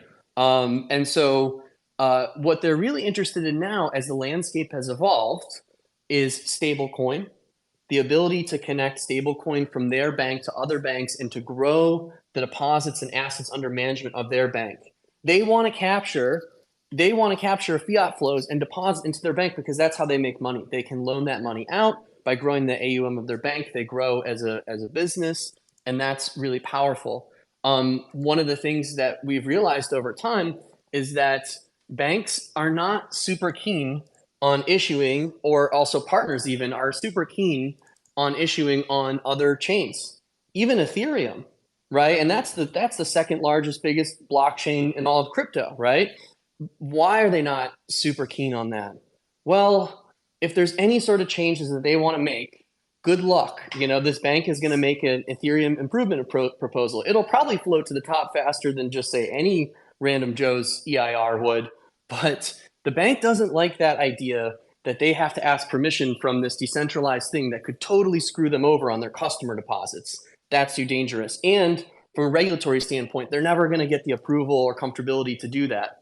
Now, having your own blockchain, your bank blockchain, and I know because there's a lot of people in the community that are familiar with R3 and Corda and DLT and things like that. That's more interesting because it's like, okay, I can really own that. I can kind of spin up my own Hyperledger, like Corda instance, kind of build on that. But then the problem arises that, wait, that doesn't talk to Bitcoin or Ethereum, any of the things that ultimately we want it to talk to. That's a problem, right? So it's basically just better internal ledger software, and it might connect other banks, but no one's really published a great product yet that has been able to do that. I think New York Dig is kind of one of the closest to like the bank API-ification, companies that had made a lot of traction, got a big presence. So banks are really excited, big and small, are excited at the idea of having their own branded blockchain. Is it going to be Bank of America on Ethereum, or is it going to be Bank of America chain? I think we all know the answer, right? And you can already see with JP Morgan, they've already launched their JP Morgan Onyx blockchain. I almost said the old version was called Quorum. And, like I said this in the last space, does Jamie Dimon hate Bitcoin? No, not in particular, or like whatever, maybe he has certain thoughts about it, but he likes his own blockchain. He's going to push Onyx blockchain, right? Because that's the home team for JP Morgan. So that's what's going to be hot. It's not that it's so much against Bitcoin. It's just, why are you going to get up and talk about the rival blockchain, which is how he and the team views it, Bitcoin, to Onyx? You're going to promote Onyx. You're going to talk about Onyx. So every bank's going to have their own blockchain. Every bank's going to have, ultimately, I believe, is going to have their own stable coin. Some of them might be like Circle Partners, for example, and issue USDC, but ultimately they want to be connected into that. They want that USDC to flow right into their deposits and grow their AUM, right? It's not about like, they don't want it to flow out of all their deposits and become USDC. That doesn't sound great, but you want to connect it into something, and then the bank can offer incentives to do that. So in talking with all the banks, the idea of being able to help them spin up their own blockchain that they can own, that they can control, but that connects to other networks and doesn't have the risk of the Oracle-based bridge attacks, which we've lost $5 billion in hacks to so far. That's a huge problem. We don't need to be so decentralized that we keep getting hacked every other week. At the same time, if there was a way to do it in a decentralized manner, this would be the way to do it. You'd want it to happen at the blockchain level. You'd have to hack the entire blockchain versus you have to trick a smart contract to spit out coins that it shouldn't have spit out. So that's what Metal blockchain is. We can move between all these subchains, the A chain, which is Proton, the B chain, which is Bitcoin, the C chain, which is Metal blockchain, the E chain, D chain, Dogecoin, Ethereum, etc. Those can all, instead of just being like a WBTC or an XBTC, it can be its own chain with its own smart contracts. And that's cool because that gives Bitcoin and Dogecoin smart contracts. And even though people may say, oh, don't you dare do that, trust me, people would be pumped to have it, right? And it doesn't make anything else go away. It doesn't make the POW chain go away or anything like that. It's just they talk about layer 2, like Lightning, that's built on top of Bitcoin. Well, this is kind of like the layer 3, right? So a chain on top of Metal is kind of like the layer 3. They're deploying layer 3 solutions to essentially scale. Well, I guess when we're talking about Bitcoin, Dogecoin, that's kind of like a layer 3. Instead of putting the L2 or using the Lightning on Bitcoin proper, scale it with Metal and another chain. And that's another original, by the way. It's a layer 3. I've seen some stuff published about L3, but sorry. That was the point I was trying to drive home with the community, is how you're basically giving banks a template and saying, here you go, pick from this template whatever you want, and it's your chain. There's no bridges. You're basically starting from the ground up, KYC compliant, the whole nine. That is the point I've been trying to drive home. No one was able to pull that off, and the fact that it gives Bitcoin or Dogecoin smart contract capabilities, and it's basically everything Flair wanted to be and more. I like your R3 reference as well, because it's like that, but on roids too, because you're still giving the banks a template for their own, basically layer 0, the term you coined. So it's basically better than that too, because that's more closed off. They're trying to maximize profits with their closed off system. So and some banks will say, I just want an EVM. Right. I don't want anything, I just want EVM because Ethereum is, EVM, the Solidity is the language to be. That's where all the devs are. Some banks take a look at what we've built with Proton and say, can I have that? I'll take all that, just like that, with the DEX and the loan and all that stuff, except for I want it on my own chain with all my banks white labeling on it, right?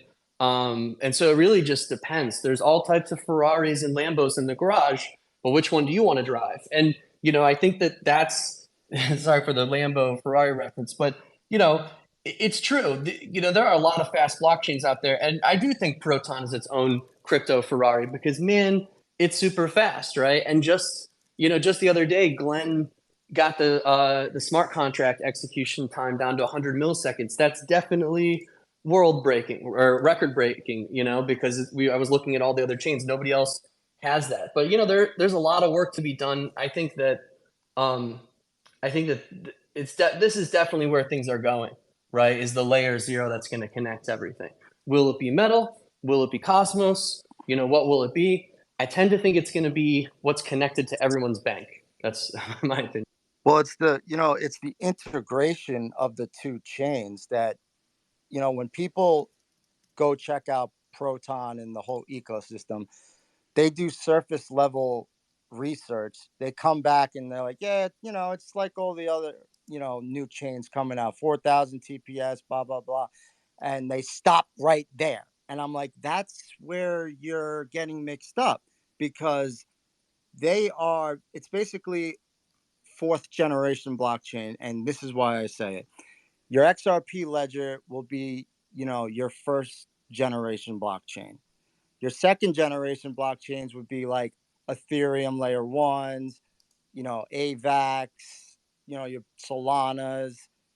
And then, your third generations would be like the H bars and the DAGs or whatever, which are layer zeros.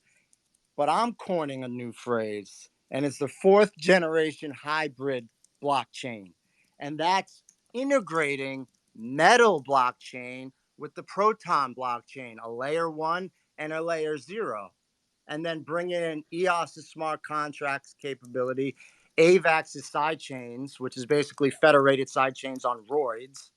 I mean, it's a fourth generation blockchain. And so when the community comes back to me, they're like, yeah, it's basic. It's like Corium. It does 4,000 TPS, blah, blah, blah. I'm like, that's where you're getting mixed up. Keep going further. They're integrating a layer zero metal blockchain with Proton. So, once they get past the surface level, I think they will be blown away. Once they just jump on the app in general and just play with it, they'll be blown away. But could you kind of talk to the whole integration process and, where you see this fourth generation chain in a year from now? Yeah, I like how you put it, fourth generation. That's, I look at crypto companies the same way too, right? Like the first generation was like the Coinbase and the BitPay, and every single one of those companies either had the word bit or coin in the name, things like that. Blockchain is not too different in that sense, right? That you have certain things that kind of are trends. We are, we definitely have a team of ninjas over here, and we're definitely futurists and visionaries. At the same time, we're also not dumb in the sense that we're going to go, oh, okay, we're just going to build everything ourselves. We're going to do everything from the ground up, and we'll do everything from scratch. No, we believe in free and open source software. We believe in looking at what are the best technologies and trends, and then making those things work together, merging them together to create the ultimate experience. And I think that, there's a race to create like the best, fastest layer one, and everybody's trying to be, like you said, like, oh, this is my TPS and this is my whatever. But at the end of the day, that's only one part of the picture. What is going to be success is going to be, all right, what are the fastest things that we really need to measure that people care about today? Not just TPS, but like, finality, really important. Like if we're going to have like retail level interactions, it better be a half second, right? Who does that really well? Well, that's Avalanche, right? And that was one of the things that drove us to Avalanche and the Snowman Protocol and Eamon Gunsir's work. I'd been following him for years. I knew Eamon long before Avalanche, but brilliant guy. And then like with EOS IO and Antelope, when we went to build Proton, it was originally, and not a lot of people know this, was called XID. And we were looking at kind of forking Ethereum because we knew the EVM was hot. But then we just kept running into problems. Like we want to build an exchange on this thing. There's going to be gas. There's going to be There's going to be MEV. And ultimately we came down to the road of EOSIO and Antelope, a brilliantly super fast blockchain created by a legend, Dan Larimer. And I'm agnostic. I just like the legends. But he really was working on that for years, different iterations from BitShares to EOS, and then you have this brilliant blockchain, but because of political things over there, things didn't really get built. And only much later did like a bullish.com appear and all this stuff. But like, man, we thought, all right, we could really build on top of this. We could really do a lot of stuff with this. And the idea that it would connect into a system that would allow other chains was that futuristic vision. And it's funny because when when the EOS Network Foundation took over and took the reins away from B1, they invited us to join and work and building the EVM and IBC into Antelope, which was the rebrand of EOS.io. We actually went a different way and said, that's really cool. We want to stay in touch about that, but we're going to put the Antelope inside of the Snowman instead of the EVM inside of the EOS.io, right? Kind of a different picture of like, all right, this is how we want to do it. And that's also based on like what Metallicus needs, what our banking partners, fintech partners need, what we're hearing. And, you know, on the stablecoin piece, every bank's going to have their own blockchain. They're going to have their own stablecoin, but those bank stablecoins better be one-to-one to USDC. And I better be able to go fluidly between these other stablecoins, the good ones, maybe Tether and like a UST, like that's dangerous. So you need someone out there to kind of show the way, and that's Metallicus, and that's Irina and I and the team. But, you know, also it's got to be fluid, it's got to be fast. The last thing I just want to say is just that, you know, everybody talks a lot of big game of their blockchains and their, you know, smart contracts and everything that they can do. But the biggest proof is in the pudding. If you guys just get on the apps, use the WebAuth wallet, use Proton Dex, use Proton Loan, and then, you know, then make your decision, right? Don't read what anybody else writes or whatever. Use your own eyes, your own experience to go, wow, that was really, really good. We really worked very hard to create this experience, and I think now is the time that we just kind of start getting out there. But it's funny because so many people have been shell-shocked and bitten by bad software that they tend to think, oh, you know, I found an ERC20 asset on Etherscan. That's all it could ever be, right? Or something like that. But like, you know, get the MetalPay app, get WebAuth, get on Proton Dex, get on Proton Loan. We're going to make it easier and easier too as we get into MetalPay 3, where a lot of that stuff's going to be in the app. I know there was a question too about will like the Dex ever be integrated into WebAuth? And we have big plans for WebAuth. We have big plans in the sense that it's not just going to be Proton. People were upset when we called it WebAuth over Proton Wallet because they're like, oh, people are going to get confused. But our vision is so much bigger than that. Then it's web authentication for crypto, period, full stop. And that's, you know, kind of, you know, where we're going. An app, wallet that doesn't need to have third-party software that can sign right in Safari and Chrome, that works for all these major chains and connects into your bank. And then also you'll never lose your crypto keys again. And also prevents you from, you know, hopefully can prevent you from being phished, prevent you from being hacked and all these other things. It's a lot of stuff to do, but I think we're getting, you know, like closer and closer day by day. So yeah, I just wanted to say, if you doubt what I'm saying, don't even take what I'm saying at face value. Just download our apps and you tell us what you think. Irina, what did you think of his WebAuth and the ID in it? What did you think when they showed you that? I mean, I think all of this is kind of futuristic. And, you know, Marshall has this ability to see the future. He did with MetalPay when he first started MetalPay.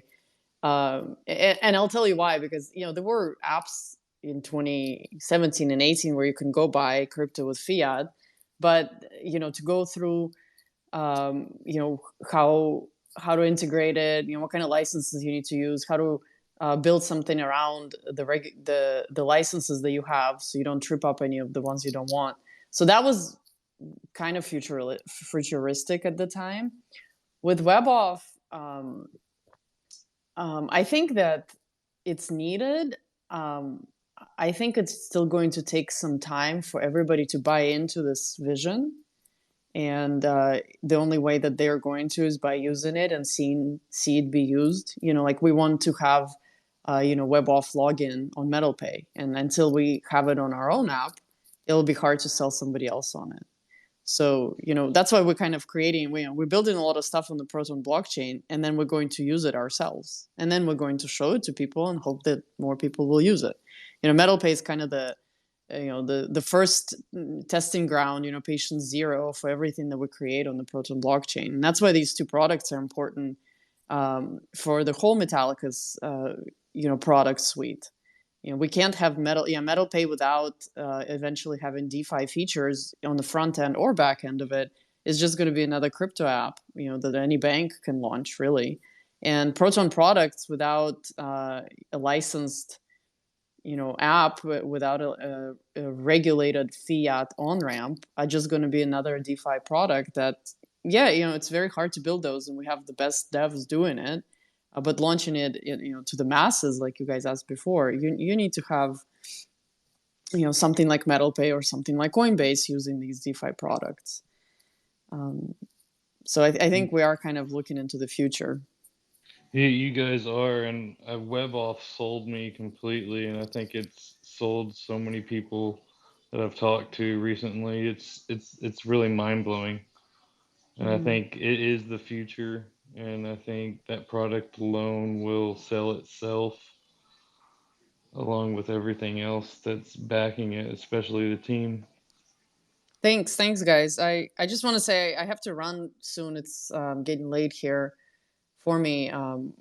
But it's been really great talking to all of you. Very supportive, and I see your comments on Twitter, and I really appreciate that you guys are all using the app and all the Proton products. Keep giving us feedback. It's only going to make it better. Thank you. Awesome. We appreciate you coming. We do. Miss Irina, before you go, you don't have to answer this. Want to know? They didn't have anything like this over there at Casper Labs, did they? I don't know much about Casper Labs. My involvement with them was very on the surface. I was an advisor for them early on, and then one of my close friends invested in their equity round, and he asked me to kind of stay in touch with them. So I don't really know everything about their products. I don't want to misspeak. And keep in mind too, like crypto for us, we've been in crypto for a while, and it's such a small world. Like we're never gonna say, unless someone's outright causing harm to people, we're never gonna say like, oh, these guys suck or that's bad or whatever. It's a small world. We're not, and everybody's, for the most part, unless they're SBF, like we don't have an issue with them. We support them. You're building something in crypto, we support you. And so like you're only gonna hear us say good things for the most part. Unless it's like an outright scam, we're not going to say anything. But like we support like all the other developers, all the other projects and teams, and I think everybody's kind of work kind of speaks for themselves. That's why I said earlier, I think that we're undervalued in the sense that like people don't really even know who we are yet, right? Like, and when you download our software, that's where you see the real Metallicus. I mean, you see it on social media and you hear it in the space, but like the best proof in the pudding is like go buy $1 of Bitcoin on the DEX and see how it works. And I think over the next year, we're gonna get really, really good. And I, just to piggyback that, there are a lot of companies and teams that are very, very technical building. It's hard to build this stuff. So, somebody like Casper or there's a bunch of other projects and blockchains that are also building really cool things, and we only support them. We partnered with Casper on MetalPay, and we might partner with them again on some stuff. What we don't like is when people get scammed. So as soon as there's some financial services promising some high APY on your crypto and you don't know where it's really coming from, that's the kind of stuff that we might speak out about. But in general, we support everybody who's building and coding. Yeah, and we were pretty outspoken against the CeFi lending. Like Irina and we didn't name people over last summer, but we were saying it. We were saying like this CeFi lending is bad news. Sorry, I just want. I mean, I'll tell you guys, since we're all friends here, obviously, we were about to launch a credit card on MetalPay, and we partnered with a company, and we said we're ready to go. We built out the whole app. We built out everything. We were ready to launch. You guys might have seen there was a wait list already announced, and that company decided to prioritize over us another company that is now in Chapter 11. So they prioritized them to push through instead of us, and of course that happened. And then they said, okay, we're not dealing with any more, crypto companies or anything like that. So and I joke with them. I said, if you guys prioritized us, we actually would have launched this credit card and showed that there's no reason, to be worried or scammed. And I mean, you guys know how credit cards work. It doesn't matter who we are. It's all tied to the individual's credit score. So it wasn't, had nothing to do with whether Metallicus was going to, have licenses or exist or go out of business. But the underwriters and the banks were really worried. So they shut down the whole program. And unfortunately, nobody benefited from it. We're still going to launch a card. We just had we have another product. Hiccups. I mean, we have another, and I have very strong opinions of why you want a credit card attached to MetalPay versus having a debit card, and we can have maybe another credit card, debit card product spaces about this. Yeah, we're still going to launch it. We're very determined. We got a new banking partner, and they text me every day. When can we launch something new with you guys? And we really love that.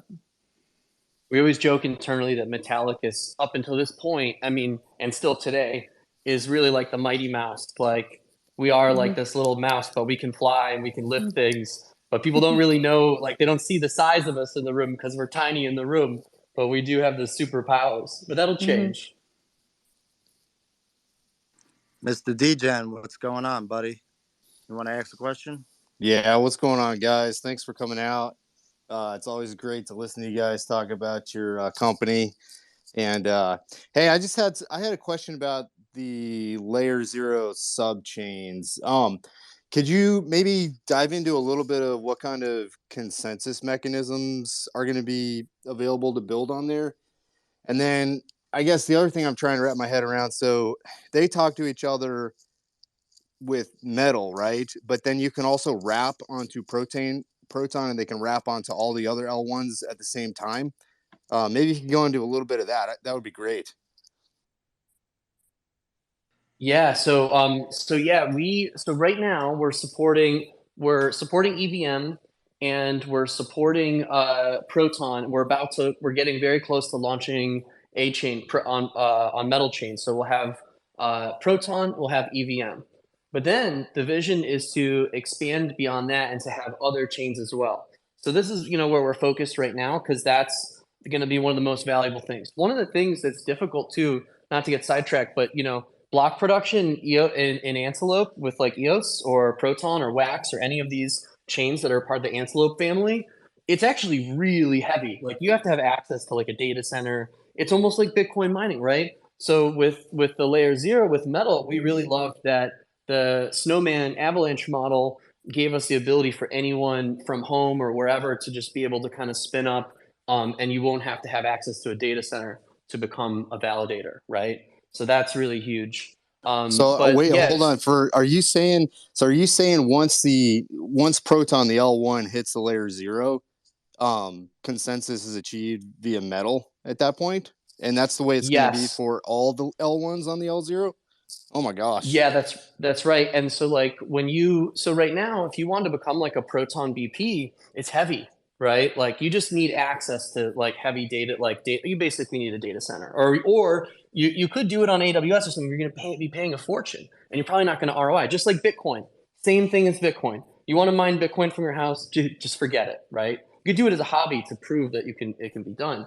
But then with Metal, we're going to make it possible, right? So you could be validating, earning blocks and things from home from any computer. I really love the Ender's Game vision, that idea that may the best ideas win, right? Like, the miners in the past were rewarded for providing the service, access to electricity, whoever can get it cheapest. Very quickly, it kind of becomes a government play. And I think years ago, people thought that wasn't going to be a thing, but look at El Salvador, China, all the stuff that's going on.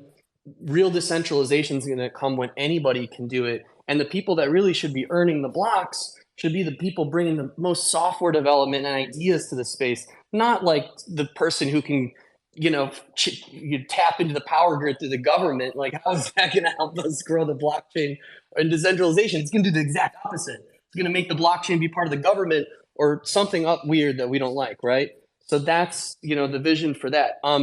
as far as sub chains, other chains that we can, I want to be mindful. I know Irina said she had to go, so she might pop out of Yeah, here in a second. I'm gonna So pop out. Thanks, guys, and happy to come back anytime. Thank you so much for joining us. Bye, guys. thanks, Irina. So yeah, I was just saying, as far as like as far as like other chains, right? We can present these Ferraris right now. EVM, well known. Everybody loves the EVM because it's just classic. It's solidity. Everybody's using it. But then, like when it comes to Proton, we show that to banks and other fintech partners, and they go, "Wow, we'd love that white label DEX. We'd love, all the stuff that you built. We'd love to not have our clients use MetaMask. In fact, we're not going to do that, but we didn't want to. We don't know where to begin with rebuilding a whole new wallet." And boom, that's when white label WebAuth comes into play and that type of thing. But yeah, other subchains. I love the idea of Cosmos. I love for them to be able to have WASM based Cosmos subchain that could also connect into the Cosmos ecosystem. I love the idea of some of the other newer blockchains that might be taking off, like Aptos or different things like that. If that becomes a thing, that can definitely become a sub chain. Really, right now we're focused on these two, right? So we have the A chain and the C chain. We have WASM, Proton, and then we have EVM, the C chain. But over time, so those can just be easily replicated for any bank, any fintech or partner that wants to come in. But over time, would you like a Cosmos version, or would you like a different version? That's really cool, because in the past it was like, all right, well, I have to get all my own validators. I have to create all this stuff. And the only way that you're going to do that is if you're deep within the space. You are, probably validating on other chains already. You've probably done core code contributions. That trims down the people that can access this stuff to such a small amount that it's very difficult. How is the bank going to hire that person? How are they going to pull that person away from Web3 and crypto, from living their dreams, working, inside the bank, probably not doing what they want, right? So the way that it's going to happen is it's a company like Metallicus says, pick your flavor, spin it up, have the consensus. We connect you with other dev shops on their teams. We also do core work for you as well. We have all these products we can white label. The answer is that, we plan on adding all of the popular chains. And then also, I didn't mention this, but it's covered in other material like the Blockchain for Everyone keynote, Bitcoin, Dogecoin, Ethereum. We're bringing those top, I used to say POW chains because it was before Ethereum went to ETH2 and made the transition. But yeah, bringing those chains under Metal consensus. So now you could have a Bitcoin chain, a B chain, a Dogecoin D chain, an Ethereum E chain. And instead of just being like a X ETH or X Doge, it's actually its own chain with its own consensus. And you can, bridge from probably eventually into the future multiple parties. And that idea of Metal Dollar is really a testing ground for that capability, where you could have Bitcoin coming from Coinbase, you could have Bitcoin coming from Kraken, and that same Metal Dollar model can be used to virtualize the subchains. So that's something that it's a little leak on this show that I haven't talked about ever before, but that's how we're going to do it. So people would say like, oh, well, only Metallicus can do that. Well, no, same model as Metal Dollar, but it can issue Bitcoin, Dogecoin, Ethereum, other things like that.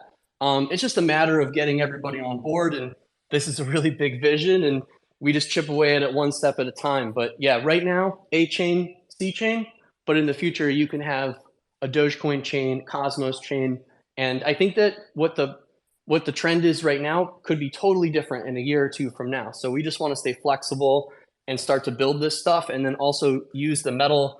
We're about to start to really officially kind of announce the Metal Foundation, start doing grants and things like that for other devs from other chains that want to take a crack at building this stuff. And of course, we're doing it too, but we don't do it alone. Wow, awesome. Thank you so much, Marshall. I've been, wondering about that for a while. And also, shout out to your guys' marketing team with the Proton Loan dark mode. It is fire. Yeah. I'm going to drop back down to listening, and thanks again for coming up. Thank you, XPR DJ, and thank you for always, all the Twitter content, everything. I love your energy. When you got on the channel, Irina message, you said, I like this guy. I just wanted to say. Thank you, DJ. Appreciate that, bro, and everything you do for the community. What's up, Coca? What's going on? Yeah, hey guys, down in Australia, actually at work at the moment. Got to start work tonight. Just woke up, missed the first part. I did catch Irina and Marshall just mentioned that they were working on Australia. We have a company here in Australia called Crypto Spend. They partnered with Visa, and you can buy a little bit of crypto on there, and they do rewards. It's only a debit card. Is that a way that you could break into the Australian New Zealand market? Partnering up with a card, it start as a debit and then move on into credit and everything else that a bank would offer. Yeah, absolutely. I just pulled this up as you said that crypto spend. I think I've heard of them before. One of the things that we built at Metallicus that's a relatively new product, it's only a few months old, is the Metal API. And so we basically took all the stuff that we built for Metal Pay and turned it into an API, kind of like New York Dig. And that's a really new product. And so we're still in kind of like the biz dev phase where we're looking for partners and bringing in fintechs to build on it and stuff like that. It's different than the Metal L0 bank focus because it's focused on fintechs and not really on banks. Or I mean, banks can use it as well too, but focuses on like apps like this, like crypto spend. So I think there's potential for partnerships there. Um, Definitely, I think that that's one way that we could enter, and then also one of the other things too is we build out Proton Dex and Proton Loan. I just think it's extremely attractive. Building one of these things are myself, like with Metal Pay, it's extremely attractive to have access to an exchange that never goes offline, that I don't have to worry about API keys changing on me, that I don't have to worry about contagion because I can see proof of reserves and proof of liability. Every app from Venmo to Metal Pay to you name it in the past and even today is still using centralized exchanges to execute trades. So, for like a crypto spend to use Proton under the hood to offer loans and trades and things like Metal Pay is today, that's super awesome. And I think as the DEX grows and this trading layer grows, I think it can become like the next Binance because, and not in the ways that are maybe more negative right now that are coming out, but in the ways that, you thought about like the exponential growth, right? Because I think in 2017, that was, we needed a different exchange. In 2023, what we need is a trust layer that can trade that's not Uniswap and doesn't have gas fees and also doesn't have an L2 that takes 2 weeks to process a withdrawal in or out, right? So it's super fast, super flexible. I think that's somewhere we could partner just in general for Metallicus going there to Australia too. It's something that's on our radar and something that we're actively working on. And so you can definitely expect that to enter. But it's a good point about the partners. And yeah, lots of potentials from Metal L0 to partner banks, Proton Dex, and then we also have the Metal API. One of the things we're going to have to do at Metallicus over the next year is really scale out our biz dev team, partnerships team, right? So really kind of sell all this stuff. Frank is our Maza's is basically directing Metal blockchain partnerships, and he's in the audience right now. It really is a tiny. It's a tiny team when you think about it in comparison to all the stuff we built. So we're definitely going to be scaling out as we bring on partners and really prove the model. Well, Marshall, I got the CEO of Fish Tank, Mr. James Brent, who's building on the network now. I would love to bring him up. Hi everyone. Hey James. Hello. Long time no speak. So I guess my question's around the XMD, the basket.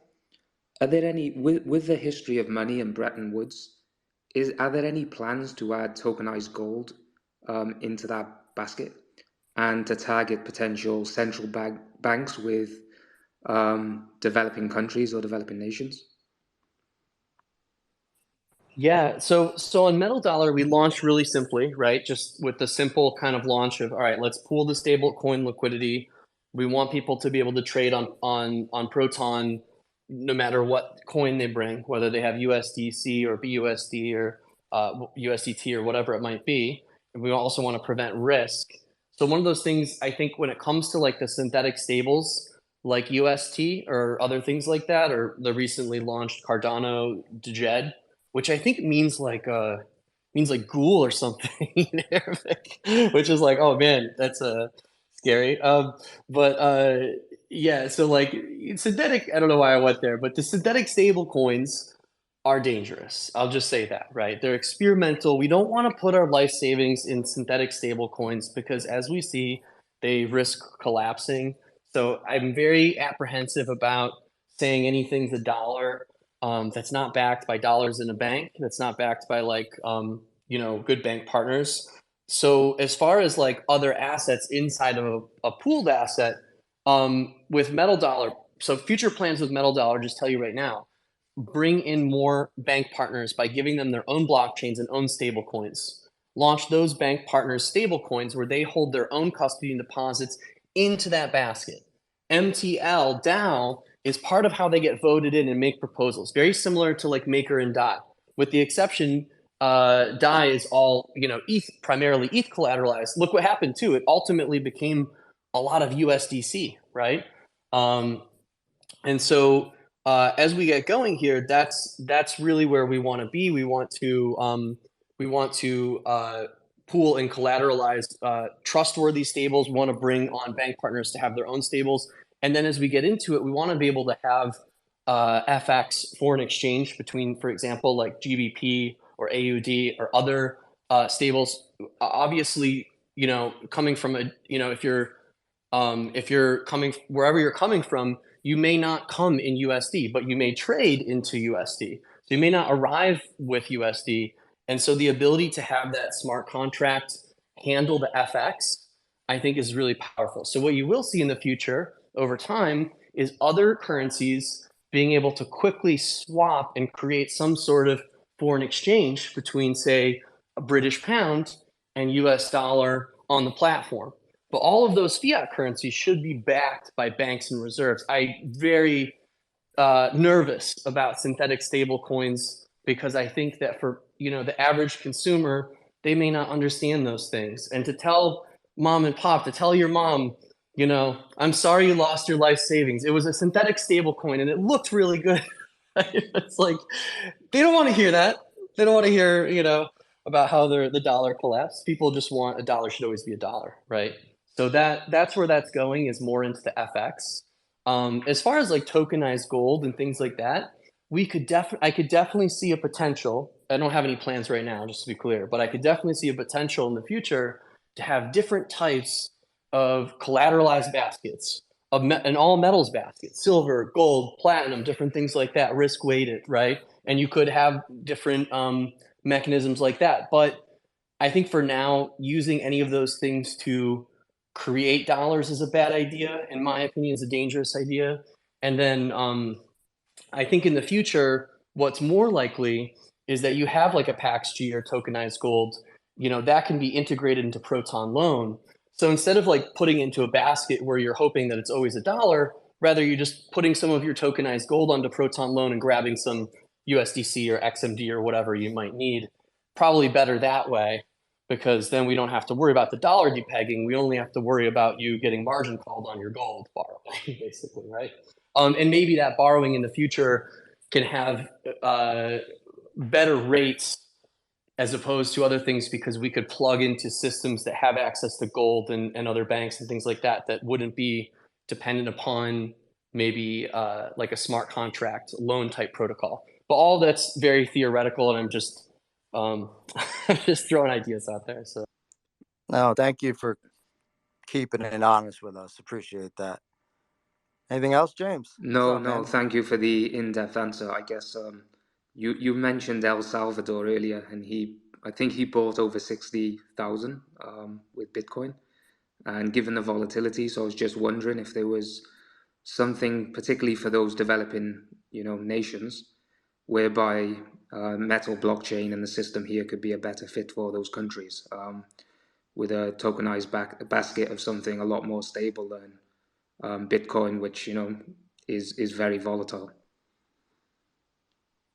I could definitely see something like that happening in the future, like a non-state sponsored currency, a basket of metals or something like that. Um, I think the reality is that like not me nor the president of El Salvador knows what is necessarily needed right now by the market. I think in the case of El Salvador, it's idealism that drove it. And while as a long time crypto guy myself, I think it's very cool. Uh, if I could have, interjected, I would have said, do a stable coin instead to start, right? Because, do it on Proton, something without gas too, by the way. And of course, I'd be selfish to think that, but do it on something that actually is like, because you're not going to want to tell the people of El Salvador, digital money. Now just get some ETH and put it in every time you send it, it's going to be $20. It's like they probably only have $20 in the wall, if that, right?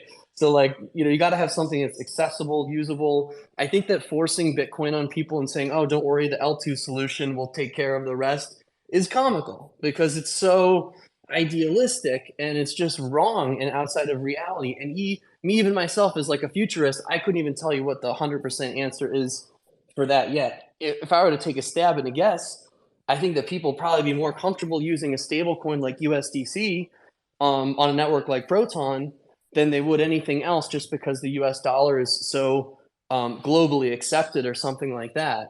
So I wouldn't, I think the thing is a lot of people in crypto want to do like the fancy trick and be like, check this out and do some crazy trick and then, do a huge belly flop.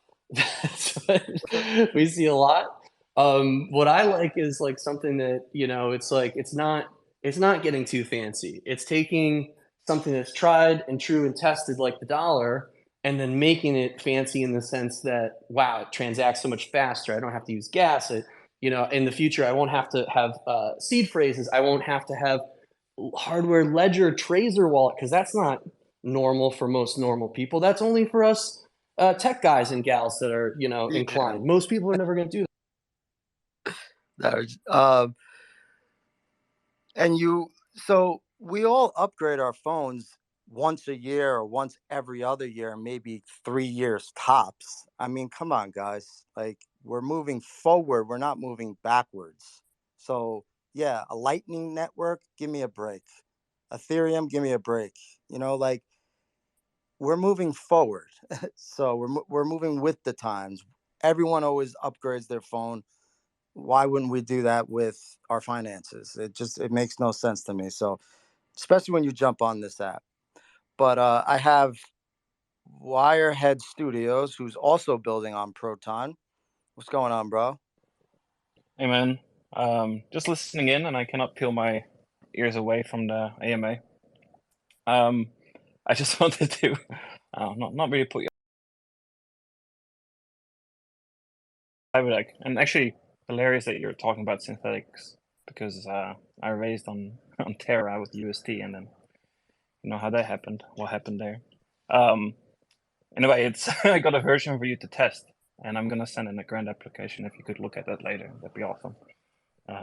I'm really glad Yeah. that you reached out, and I've been thinking about Cyberdeck. I've been watching you guys. It's funny because people will come into like the Proton Telegram and be like, "Oh, Marshall's probably never going to see this message," and I like thumbs up it. Like I'm watching everything, guys. I try to be like the eye of Sauron. Sometimes I miss stuff. You're but, more approachable than Doke One, that's for sure. Thank you. Yeah, I've been watching you, and I definitely let's connect. I know James, I owe you a response too as well. Just so many things going on, but guys, I just want to say, the founders that are building on Proton are really cool people. There's a really cool vibe here in Proton, and also I'll say, just shout out to the Dogecoin community too. Same thing, similar vibe. People are friendly. People want to do cool things. And they're supportive of each other. Sometimes I find like projects that are L1s that are like overhyped. There's like all this crazy competition. People are nasty to each other and things like that. And there's just a really cool vibe in the room. So I just wanted to acknowledge. Yeah, thank you. It's a lot of fun to witness this platform grow. Definitely early, but we're also early movers, so there's a lot of chances here. I think there's also like a big transitioning going on in the market right now. I mean, I don't want to take credit for throwing a wrench in the communities, but man, a lot of people are really starting to take a step back and really analyzing the situation that's going on. And it's, you have in your left hand 10-year-old tech, and then in your right hand fresh off the pallet type tech. And it's like, once you use it, a lot of people are struggling inside right now. So yeah, the it kind of feels like everything's flipped up on you know its head right now, but in a good way. In a good way, you know what I mean? People's lives are into certain projects for years, waiting, eating ramen soup, and it's just not right. You know what I mean? When the facts are staring you in the face.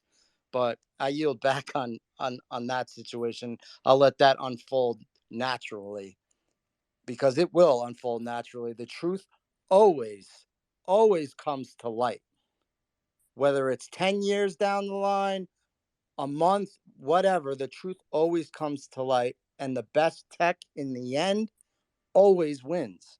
Always, no matter what. So there's a saying, right? You know, time is the revealer of all truths, right?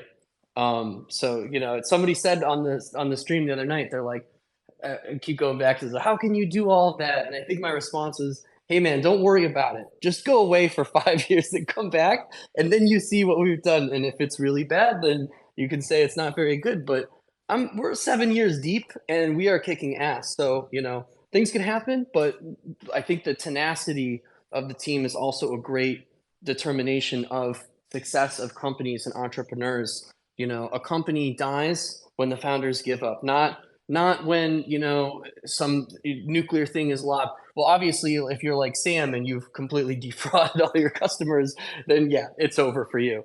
But when you're running a compliant and a good business, and you really have that vision, it's all about the tenacity of the team. And the cool thing about crypto, just to bring it back, is that, you know, it's more than just me and Irina and Metallicus, as you can hear from the other builders that just stepped up. There, you know, Proton is not just a company or a thing. And I think in the past, people have kind of thought about blockchains that way, like, oh, well, it's just, again, we're talking about XRP and things in the past. So, you know, some people will put it on one entity and say, oh, well, they're, you know, all the future. But, you know, the really truly decentralized blockchains have community that are really stepping up, and they're supporting and they're building all these things. We're supporting each other.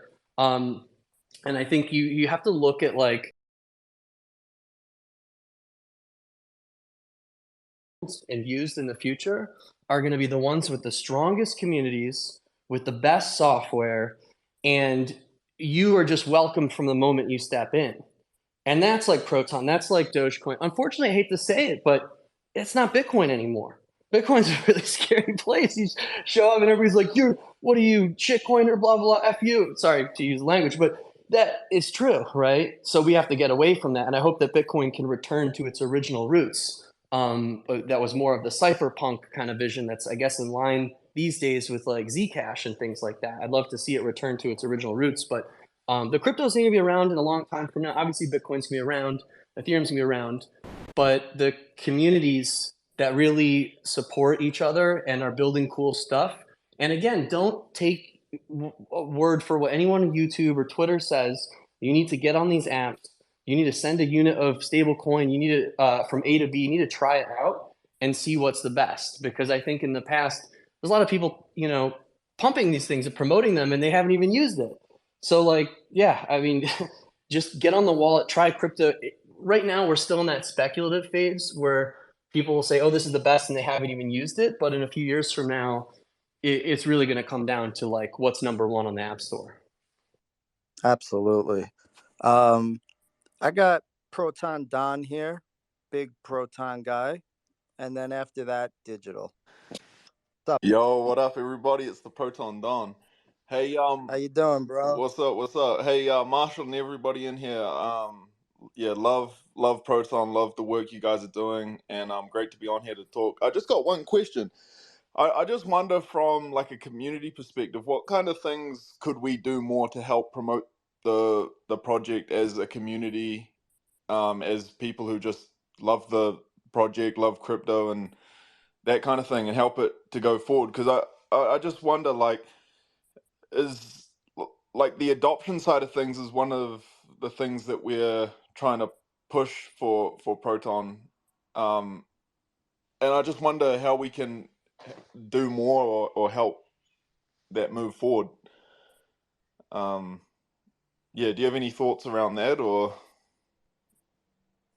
I do, and I've been thinking about this. And thanks for coming out tonight. I love your Twitter content. I've been thinking about this a lot. I've been thinking about the growth. I've been thinking about Proton, and when it comes to taking risks, and how do we really go big, right? Because like as the Mighty Mouse, like Proton is like incredible, but we're gonna have to do something really bold. We're gonna have to really step out and really, sock them, right? Like we really have to get out there.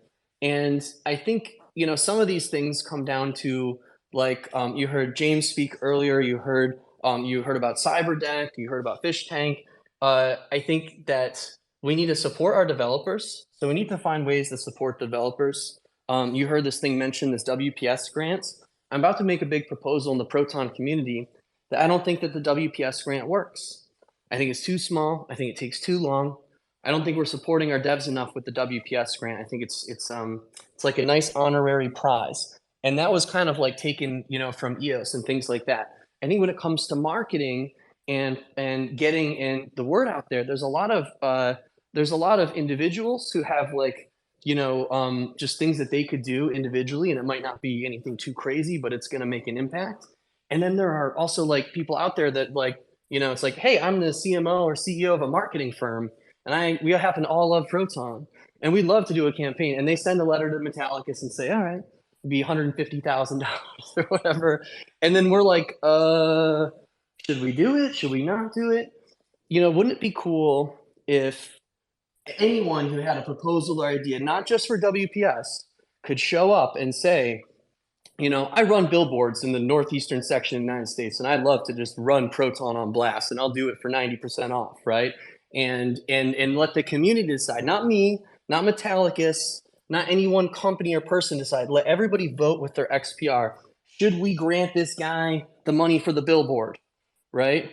I think that's how we're going to do it. And I think that the old idea of Bitcoin should be 21 million or all crypto should be hard cap, wrong. I think the idea that we should burn crypto. I'm also, after Metallicus burning, I don't know, like 100 grand of crypto, which I think was probably well over $1 million during the peak. I think that's wrong as well. I'd much rather give that $100,000 right now to Cyberdeck and Fish Tank than see it sit in the token.burn address, because at the end of the day, that's going to be more valuable. So I'm about to make a big presentation, a bold presentation about how we go big and how we, this WPS proposal thing is cool, but how could the network really support anyone to show up and get that support to go do that? And then also the holders in the community of Proton can say if it's good or if it's bad, right? Because I think that it's, there's the running joke where, somebody says, hey, Dev, can you make the price go up? Right? Like, it's hilarious because it's like, that's not part of the code, right? And in general, devs, whether they're part of the core, like a foundation, or whether they're just kind of like free spirit guys or gals that are out there coding, like they need support, they need backing. And I think that there should be, dedicated funds and things like that. I've always been like a big proponent of this, and I think that you'll see, I'm about to make a big proposal around it. I think that what we need is the community to really pick these people. And I don't think it should be, as much as I'm going to do everything in my power, I don't think Proton's so much bigger than me, right? And so I want the community to make these decisions. I think that, a chain, when you look at like Dogecoin, for example, it's funny because everybody said, you can only have 21 million.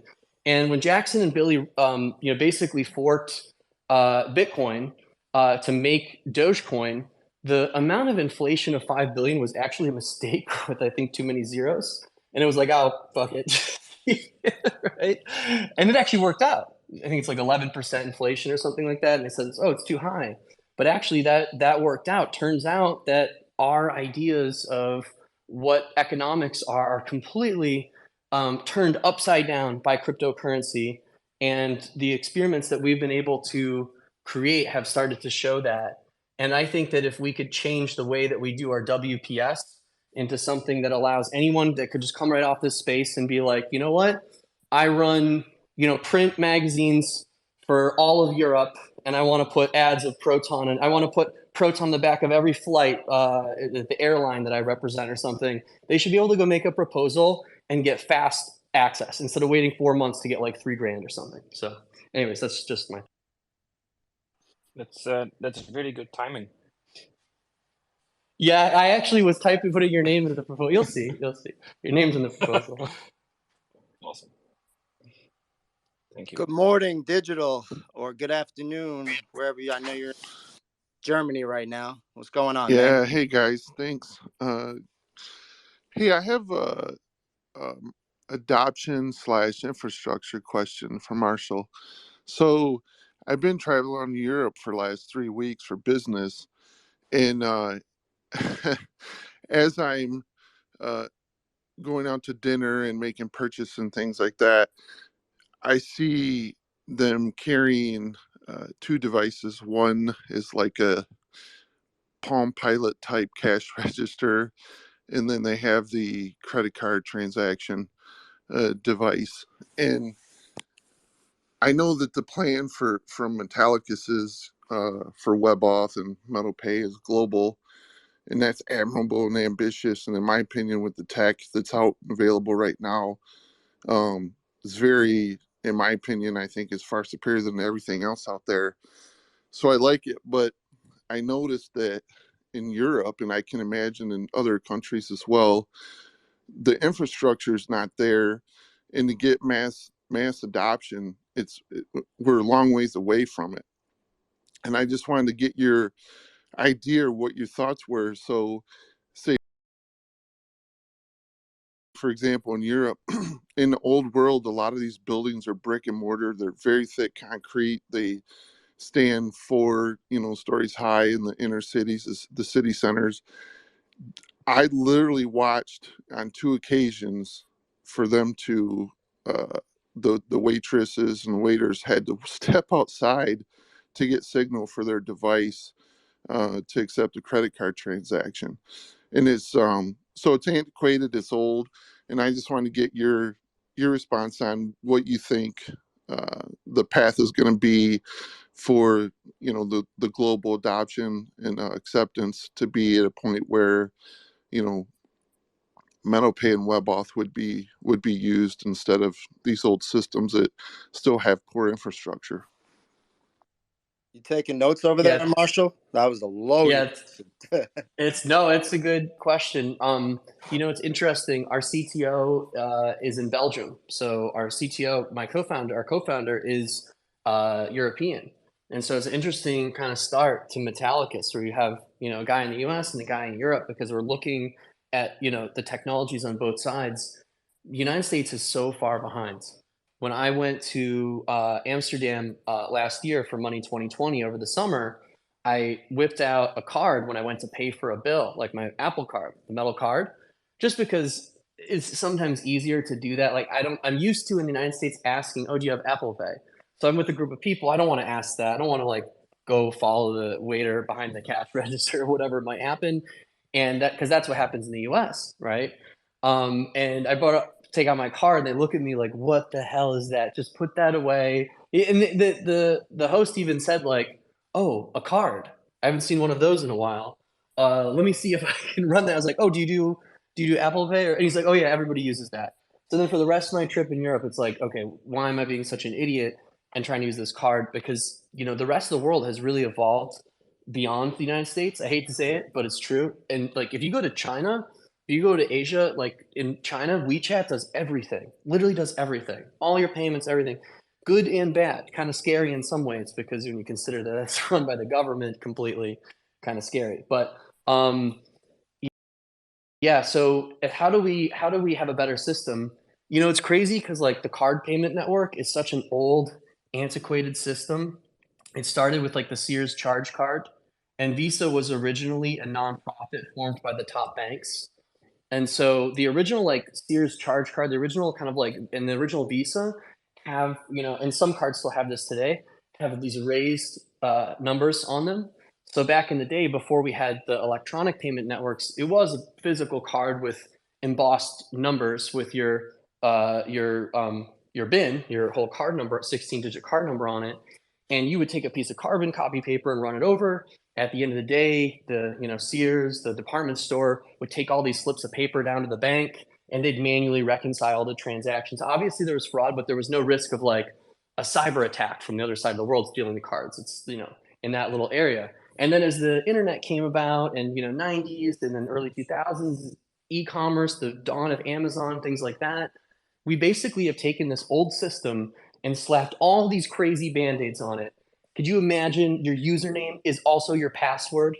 That's what card payment networks are, right? It's like, oh, everything on this card is also the password to access everything in my account. And then we'll use all these little tips and tricks, we'll use all these little tricks and tools that will detect if it seems suspicious to stop the transaction. And because of all the fraud that happens, we're gonna have to charge, 0.3, we're gonna have to charge 3%. Right, to the merchants. And imagine if that 3% could come back to the merchants, right? Imagine if there was, and that's, big part of the beauty and the vision of crypto is that we could have, digital cash. We could have one-way transactions. The only fraud that happens is if it's a, fake merchant or something like that, right? So how does Proton become better? How does it get over those systems? Well, into the future, your card should just be like it is on Proton, where I can be like at Marshall at Metal, right? And instead of a pull-based system where I give you my card number, and then that card number plus the expiration code plus the CVC is like full permission to do whatever you want, right? Pending that the card provider's like, this isn't too fishy, right? That's a bad model. The better model is a human readable name, like at Metal, at Marshall, at John on the blockchain. That's your equivalent of your screen name. Now, when I want to, like email, it should be a push-based transaction instead of a pull-based transaction. I shouldn't be able to pull whatever money out of your card once I have the number. I should be able to request to your card, this is what I want, and then you approve it. And then you should have some sort of rules that you define that are your settings, that this is how much I can spend. These are the merchants that I can use it with. And so eventually, if you were in a place like that brick and mortar building and they enter at Marshall, right? And it can't get through to my phone, maybe under a certain threshold it will approve. But in the future, cards, bins, all of that stuff is just completely broken and old and antiquated. What's it going to take to connect these two things? You need a blockchain that's built for this, that's built with compliance, built with decentralized identity in mind. Then you need centralized APIs and software like what we're building with Metal API and things like that around it to plug in. So merchant processors like the Squares and the First Datas and these companies can plug this stuff in and say, oh, we're trying this new network. I think what's really cool is to be able to go to like a payment processing provider and say, hey, would you like your own blockchain and white labeled wallet? Right? That's like, oh, okay, that's a huge selling point. How do we penetrate all of the payment processors? I'm not 100% sure yet, but I think that the first step is getting connections to everyone's bank. And having one blockchain that can connect these things makes a lot of sense. I think that we're going to see the end of BIN card numbers, and you already see it with like the Apple Card and some of the newer cards. They've completely done away with the card number on the card, and it's all through the app. But you're going to see more and more of that, and they're going to use things like Proton and WebAuth to do that authentication. And then we can build technology around smart contracts and centralized systems that can recognize certain limits and controls. But instead of just saying like everybody gets the password, and then we'll hope that your bank account doesn't get drained, versus you can't spend more than $300 a day without certain limits on the chain, and also knowing like where that money's coming from and going to. Because also, again, in the card world, you have some idea, you can see the business who's pulling it. There's this thing called the MCC merchant category code, which defines what type of service or goods you're buying. In the future, obviously, that could become much more complex and much more integrated. So you don't have to choose between Visa and MasterCard. It can just be one open blockchain like Proton. Marshall, I have one more question, but first of all, man, I'm really impressed at how the depth of knowledge and how savvy you guys are, with you and in the money system, the financial system, the banking system, the transaction system. The fact that you had all that knowledge already to explain all that, and you really have a grasp on the future of what banking should be like, and not just at the wallet, but at the transaction level and the whole financial system. The next question I'd like to ask is, what type of network do you foresee that's going to be required for that level of adoption and use? Sorry, the question was what type of network would be required for that level of Yeah, adoption so and like use for like card payments? standard, internet, TCP/IP, and everything running over that through various media. There's a lot of restrictions, like here in Europe with the brick and mortar. It's not so easy to just run cables, whatever cables needed for communication. What do you think is going to be needed? You see wireless everywhere, but there's still, it's like you said, it's outdated. So it's a futuristic question. What type of network do you think would be needed? Like satellite systems in each region, or city centers would have to have a satellite they all hub they all connect to communicate, to do global a global financial system with real-time growth settlement, and to do all the transactions they need to get around the limitations that exist right now with the current network systems. What do you think? Got it. what Got what it. what do you envision that would be required to reach that level of adoption and acceptance for global use? Well, I think two things or several things. One, like when it comes to like broadband and internet, it's funny because I'm like a child of the internet, and when I was like, I don't know, maybe like 11 years old, I was getting dial-up AOL discs and connecting to the internet while my parents were at work, and then one day they came home, they're like, "You're on the internet?" Then we got cable internet and all that stuff. And so, we've watched it evolve. I was recently in Australia, and I stayed kind of for the Dogecoin hackathon, and I stayed very much in the woods, and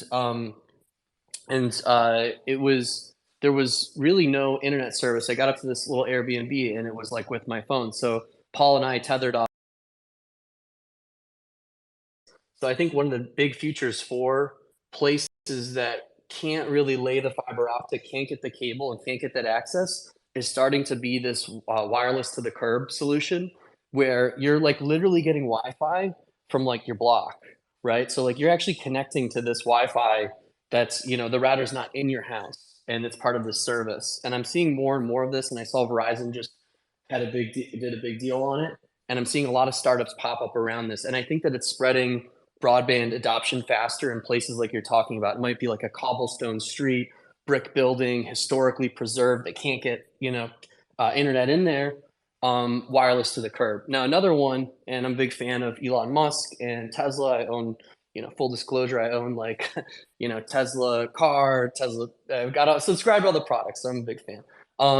Tesla Starlink. It's expensive right now, but in the future, obviously, that technology could become more effective. Friend of mine, Kumar, who's a big data growth guy, was also talking about other competitors to Starlink that are even cheaper and wireless to the curb the other day on Twitter. And I think all that stuff's going to accelerate so fast, where I think that broadband's going to find different ways to come in. So it might be Starlink or it might be wireless to the curb. So I'll just leave that there. And then on the other interesting thing too, and this is something I'm working on. Well, I'm not specifically working on. I'm just admiring the work of Mitchy Lumen at the Dogecoin Foundation on Radio Doge.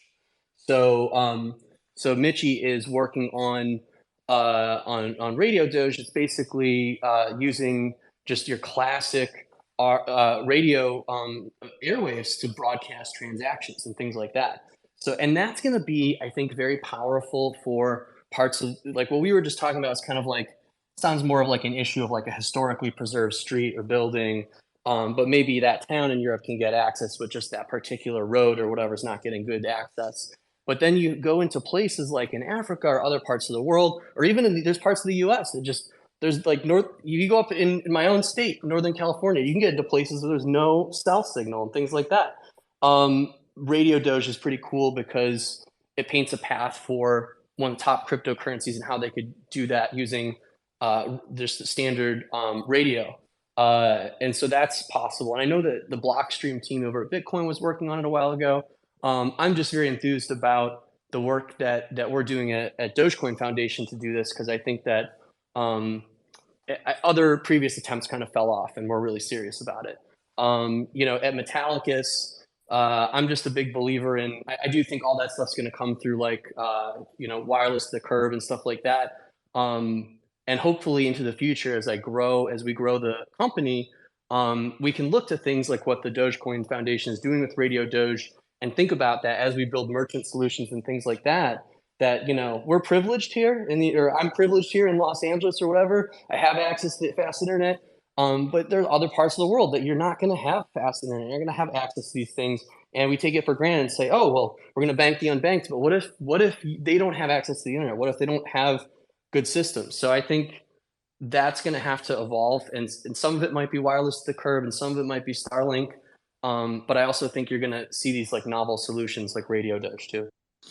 Wow, Marshall, thanks for that. See, this is an example that why I like me personally. I like Metallicus so much in the products and solution because you got both your thumbs and all kinds of sensors on the pulse detecting what's going on, and you're identifying needs and problems that are out there that nobody's really talking about or thinking about, and then providing solutions for them. And I like that you guys are aware of not only what you guys are doing, but what other projects are doing. Like, for example, that Radio Doge, I didn't even know about that or think about that, and I don't think people are aware of that kind of technology and those activities going on. And it's important because as we move to the next type of financial system with digital assets, you have to consider the whole world and how everybody's going to be able to use this stuff. So I just want to say thanks for the quick questions and great responses. And that being said, I'm done and I'm going to switch to listening. Thanks. Thank you, Digital. Appreciate that. Mr. XRP Nation. Yo, hope all is well. I apologize. I had a few things to get done here, but one thing I want to say is, Bullish, you and I are on the same page, and so is Only One 123, and so is XRP Degen or XPR Degen. Depends on how he wants to be represented. But I want to say this for Marshall is that I was so knuckle deep, and I'm going to use that term here, into the XRP community for about 5 or 6 years. And I was very much committed to these riddles, committed to these existence of banking partnerships and all this stuff happening. But one thing that pulled me out of this echo chamber was sort of Degen and Bullish showing me some research and showing me some things that might not make sense, that was the reason I was invested originally into this echo chamber. And so with Marshall, one thing I really, really love, and I'm stoked to sort of be on the stage to talk to you about, is the transparency, man. Like the fact that you're going to come on here and talk to anybody who's anybody, whether it's a bot, a normal human, if it's a regular person, you're out there answering questions. You're giving the people sort of the answers they want, the answers that they need. And for me, like, I don't know much at all about blockchain or about cryptocurrency. Like, I've been, in for 5 or 6 years now, but I thought I knew it all. And the good thing about you is that you sit there and you sort of educate us that we're still early, we're still here, but things might change. There might be things that we believed in for the last 5 or 6 years that might have slowly started to change. And I'm just so appreciative of you giving me the answers that every time I call you out on something, like, for example, when I was a very big XRP maximalist, and I wanted to ask you about riddles and what your association was, like why you were commenting on these things, you came out and said, hey, it's just a meme. It's a joke. I'm a nerd. I come from this place in 2010. I was an original Bitcoin investor. Like we have fun with these moments. And I really appreciated that because as a peasant in cryptocurrency myself, I just appreciated the communication to sort of sit there and go, okay, I'm talking to a real life human being. I'm talking to someone who really has some cool things going on in the fire. Maybe he can mention, maybe he can't. But through DGen, through Bullish, through only 123, I've come to realize that this is a community I want to be a part of. And I'm just fortunate to sort of be here. And so I think I'll digress there. I'm a little buzzed, excuse me on that French, but I really appreciate you, Marshall, and I appreciate Irina tonight when she came to the stage and she spoke a little bit and educated me on a few things I didn't really know about. And so between Metallicus, between XPR, between MTL, I think there's a cool ecosystem if you have, not financial advice at all, but if you have $100, $50, $25, whatever you have to give, it might be worth it to get into this industry and into this space. And so I'm just appreciative of your transparency, Marshall. And I think I'll digress from there, but I really love it and appreciate it big time. Thank you for saying that. And, I said it earlier. And yeah, thank you for all of your support and everyone here tonight for all the support and just huge shout out, not just to the Proton community, but everyone in crypto here. I see people from all different blockchain backgrounds, crypto backgrounds in the audience. And there's a million ways to slice the cake, to move money from one side of the world to the other. At the end of the day, it's what works for us, what we like, communities that we subscribe to, and there is no wrong or right answer. As long as it's not harming people and it's bringing value to people, it's exciting, I think it's cool, right? And so, and I just want to say too, it's funny because a lot of people know about these like riddle things. It was actually somebody else that brought me the riddles. Like, they're like, this is Proton. And I thought it was funny. And so when I did that, if you know, that's like classic, me having fun. And it was funny because some people got really mad. They're like, how dare you and whatever. And I just thought it was insane that people would think that, some time traveler is going to give you a riddle to solve your financial or anything, right? Just for the record, right? Like please don't think that riddle or any riddle is some secret, because it's not. And anybody that's trying to tell you that, like, they might know things, they might have some knowledge, but like we don't know what the future holds. And you should be inquisitive of everything. You should question everything, while we support each other and we're nice and we're polite and we treat each other with respect and we welcome new people in, because as crypto grows, new people are coming in and we have to show them the right way. We don't want to say, I'm smarter than you, I know this, I know that. We need to say, just like the Doge community says, wow, such Doge, here's 100 Doge, right? Here's a Proton, here's whatever. Just play, have fun, and don't take, anything too seriously. And don't ever think that anyone, including myself or anyone here or anyone in crypto, has all the answers, because they don't. So you have to use your own intellect, your own ability to reason. And like I always say too, like, download all the apps, play with all the apps, because that's going to be what's really going to find. Don't take anyone else's word for it. Use those apps, use the technology, and where you find value, then share it with other people and have fun with it. But don't get caught up into the the tribalism of crypto, where somebody says, well, this one's better than that one or whatever, because, technology moves really fast and crypto moves really fast, and you should download the app and decide for yourself. And you should move funds around, execute smart contracts and play with it and decide for yourself what you really like and what the future is. And you'll see over the next few years, as the banks integrate and big companies like Tesla are integrating and things like that are happening, you're going to see what the trends are. And just, follow what you love, follow what works. Don't follow what anyone else tells you. I agree. And only one, if I can interrupt one more time here, I apologize.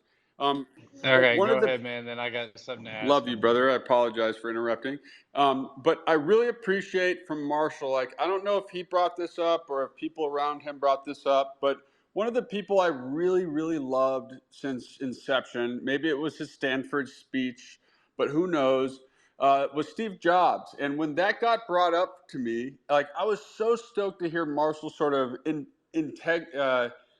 what's the quote here? Involve himself with the identity in a way from Steve Jobs, because what we know about Steve Jobs is he created all these things that we happen to have in our hands right now. If it's not Android, it's the iPhone. And it was a good mentality to sort of move humanity into that next specter, into that next realm. And what I loved about Marshall is that he is quoting Steve. He's people are quoting and saying he's the next Steve Jobs of crypto, stuff like that. But one thing I really loved is like in high school, I created a bullshit thing that was like think different differently. But when Marshall brought up, like it was 10 years later, which was maybe a week ago, and Marshall said, "Oh, Steve Jobs of crypto." I said, "Bro, you are crypto, but you don't think different like Steve. You think differently." And I think that's the huge fucking thing here is that he's out here going and existing. I think you guys existed since 2016, meaning you have sat on the sidelines and watched what is happening in this crypto space, and you happen to implement all the things or some of the things that are truly needed from blockchains and through companies and through ecosystems that will benefit the classic human. And I think that's a really good thing, because maybe it doesn't need to thrive to the ultimate levels of everything, but you create a entity that humanity needs. And I think that's a cool thing that Metallicus and all these sort of blockchains bring, is that it's not, I don't want to bring up Ripple or any of these companies, but you bring a cool thing to society that I think we'll use in perpetuity into the future. And so I digress there. Love you guys. Have a good night. Oh, wow. What do you say to that? Thank you so much. What I want to say in response to that, beyond thank you for saying that is, there's a time to dream, right? And there's a time to execute. And, without having the execution and the dream, it's just, an idea, right? It's a thing. But when you take that dream and you make it real and it becomes a thing, it's like, I think it would be cool if people could use crypto but didn't have to open MetaMask. And I think it'd be cool if no one ever lost crypto again and people don't get hacked and these kind of like crazy dreams that other crypto people tell you, that's crazy. That's never going to happen. You'll never be. My favorite thing to be told, you'll never do that, because I do it every time. Every time somebody says that, all right, unless it's something really bad idea, it's like, you'll never do it. It's like, oh, really? We'll see. And so, like three people that are huge influences in my life is like kind of, visionary people that I love their companies. I love their products. I use their stuff and I'm inspired by them. One, Steve Jobs, unfortunately, he's no longer with us, but, I use all of his products, and I was using the early Apple stuff back in the day in like 97, 98, right when Steve kind of turned things around. And so I've been one of the biggest Apple fanboys for almost 25 years, right? And I've been, even before, like I remember bringing the original brick iPod into my high school, and people were like, what is that? So I've been just a huge fan. And even under Tim Cook, even though it feels like all the latest iPhones are the same thing, it's still really great. Yeah, exactly. I don't super love that, but we're not people like Steve Jobs are once in a lifetime. It's amazing that Tim has held things together as well as he had after such an alien type character came in, right? Another one is Richard Branson. And I've had the pleasure of getting to know Richard Branson, meet him in person, and kind of become a little bit of a mentor to me that I can talk to, which was like a dream come true for me. Richard's so cool because he's got this cool brand, Virgin, right? This vibe, screw it, let's do it. This idea of dreaming, we're going to go to the moon, right? And he does. Oh, really? You can't do that? Well, watch me. I'm going to take Virgin to the moon.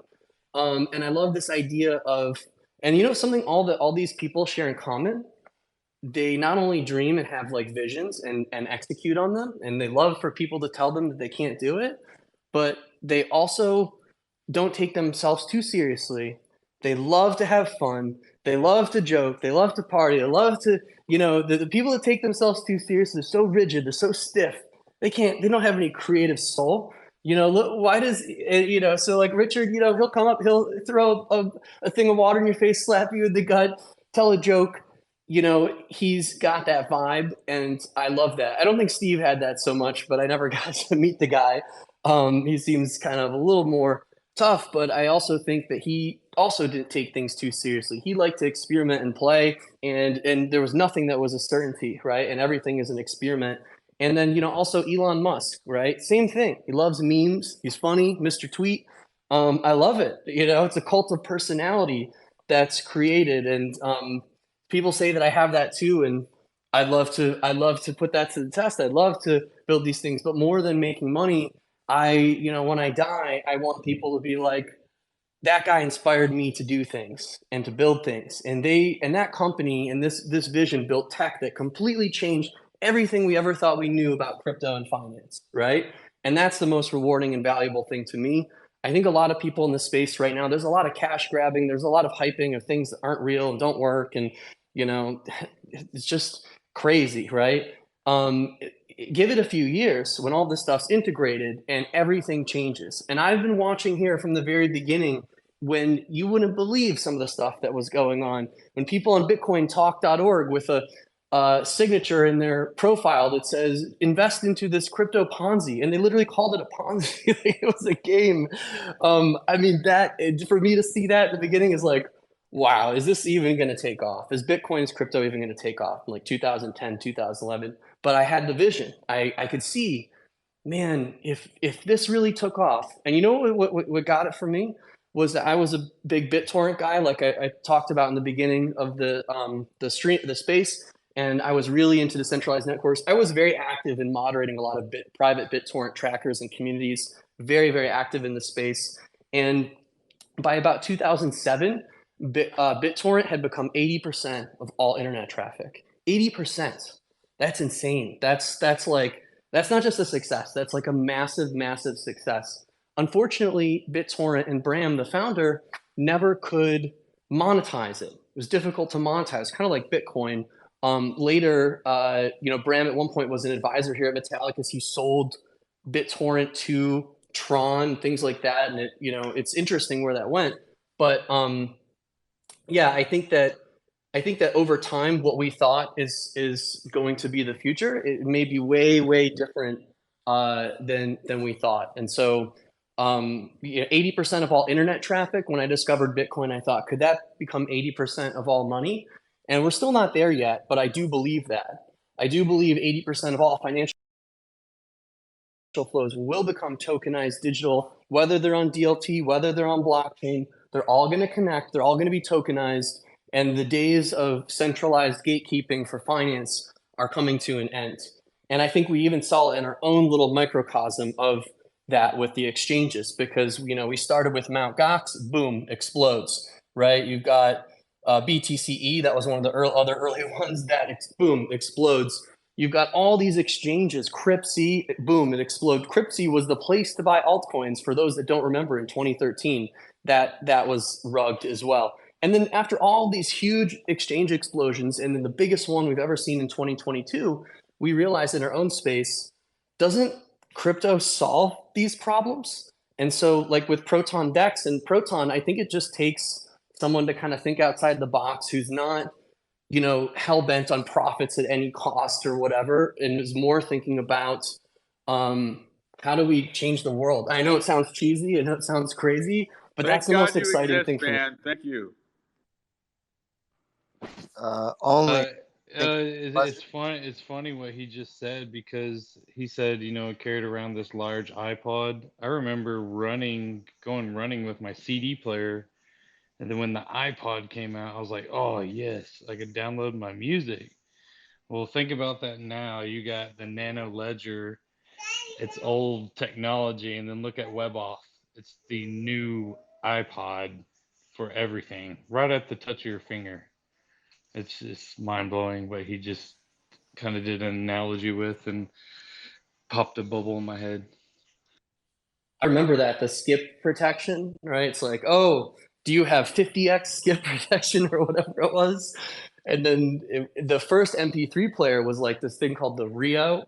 and you could put like an SD card in it. It's like, oh, it holds 16 megabytes. It's enough for like 3 songs.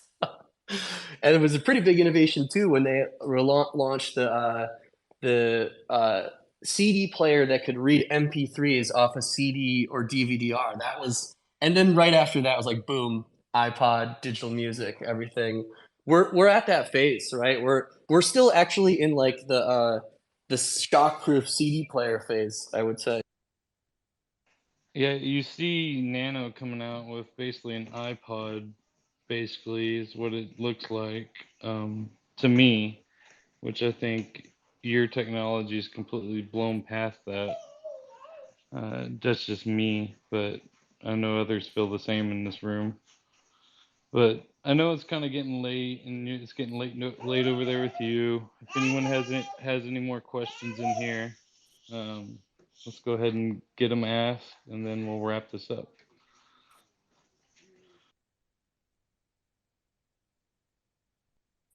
Awesome. Lethargic from this download. I It's had one been awesome, question. guys. We love you, I had one Marshall. You're the man. Proton sponsorship for NASCAR or another racing sport like Ooh, Formula One. Since FTX is now gone off Mercedes car, maybe So this is, one quick thing, just to, on that topic. Dogecoin did it first. We were the first. Well, basically, we like Dogecoin. Yeah, exactly. Dogecoin did it, and it was really funny because I think it was like Josh Moland, I want to say, from Doge Tipbot, that was like, put Cabosu on the hood of NASCAR. It's the most American thing you'd ever have. Or I forgot who said it. And then the community, we just all tweeted at NASCAR, and it was like NASCAR messaged, I think it was Jackson at the time, and said, what do you guys want to do? That's crazy. We've never had 100,000 people retweet and tweet at us like NASCAR and Dogecoin. And then now you've got all these different cryptos that have done that. So I think obviously, it's been done, but at the same time could be cool. But I'm about to make this proposal for ways for our community to get backed, to get the funding to do this, and for the community to vote it in. And I think, when the NASCAR with Dogecoin, like what was so cool about that was it was just spontaneous and fun, and the community could really align and, say, hey, let's just all yell at NASCAR and see what happens, right?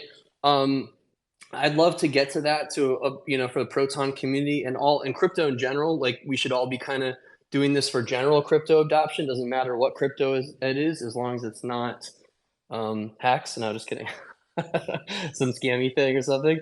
But sorry, I didn't mean to call out any one crypto, but we want people to explore these things and get exposed to good crypto and have that experience.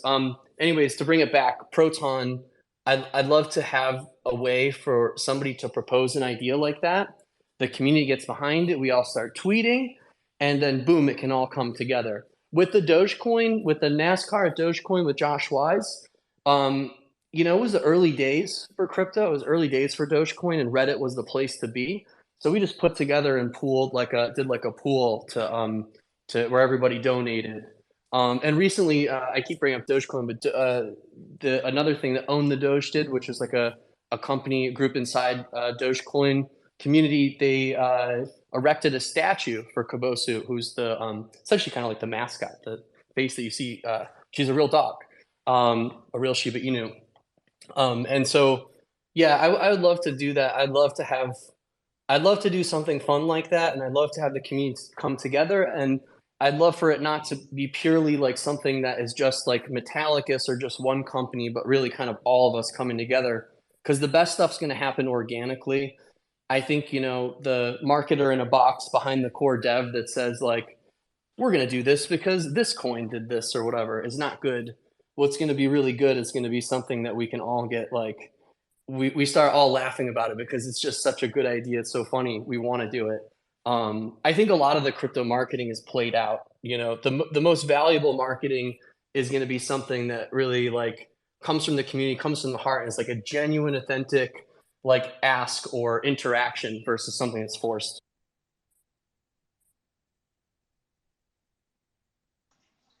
Awesome. Did you have That's something, awesome. Fat Thank you. Tony, or follow-up wire?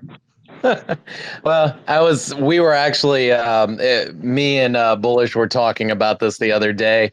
We thought it would be kind of cool if you guys could get some type of sponsorship in with Metallica, and then maybe do something with ticket sales, incorporating downloading the MetalPay app to get a discount on tickets purchasing through MetalPay.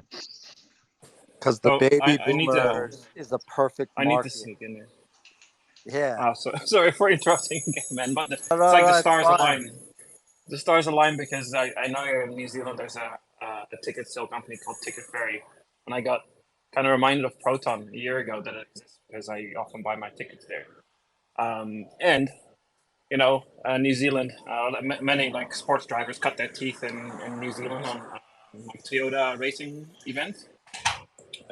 Proton community seems to be fairly big in New Zealand as well, so you know, it's totally possible to do something awesome.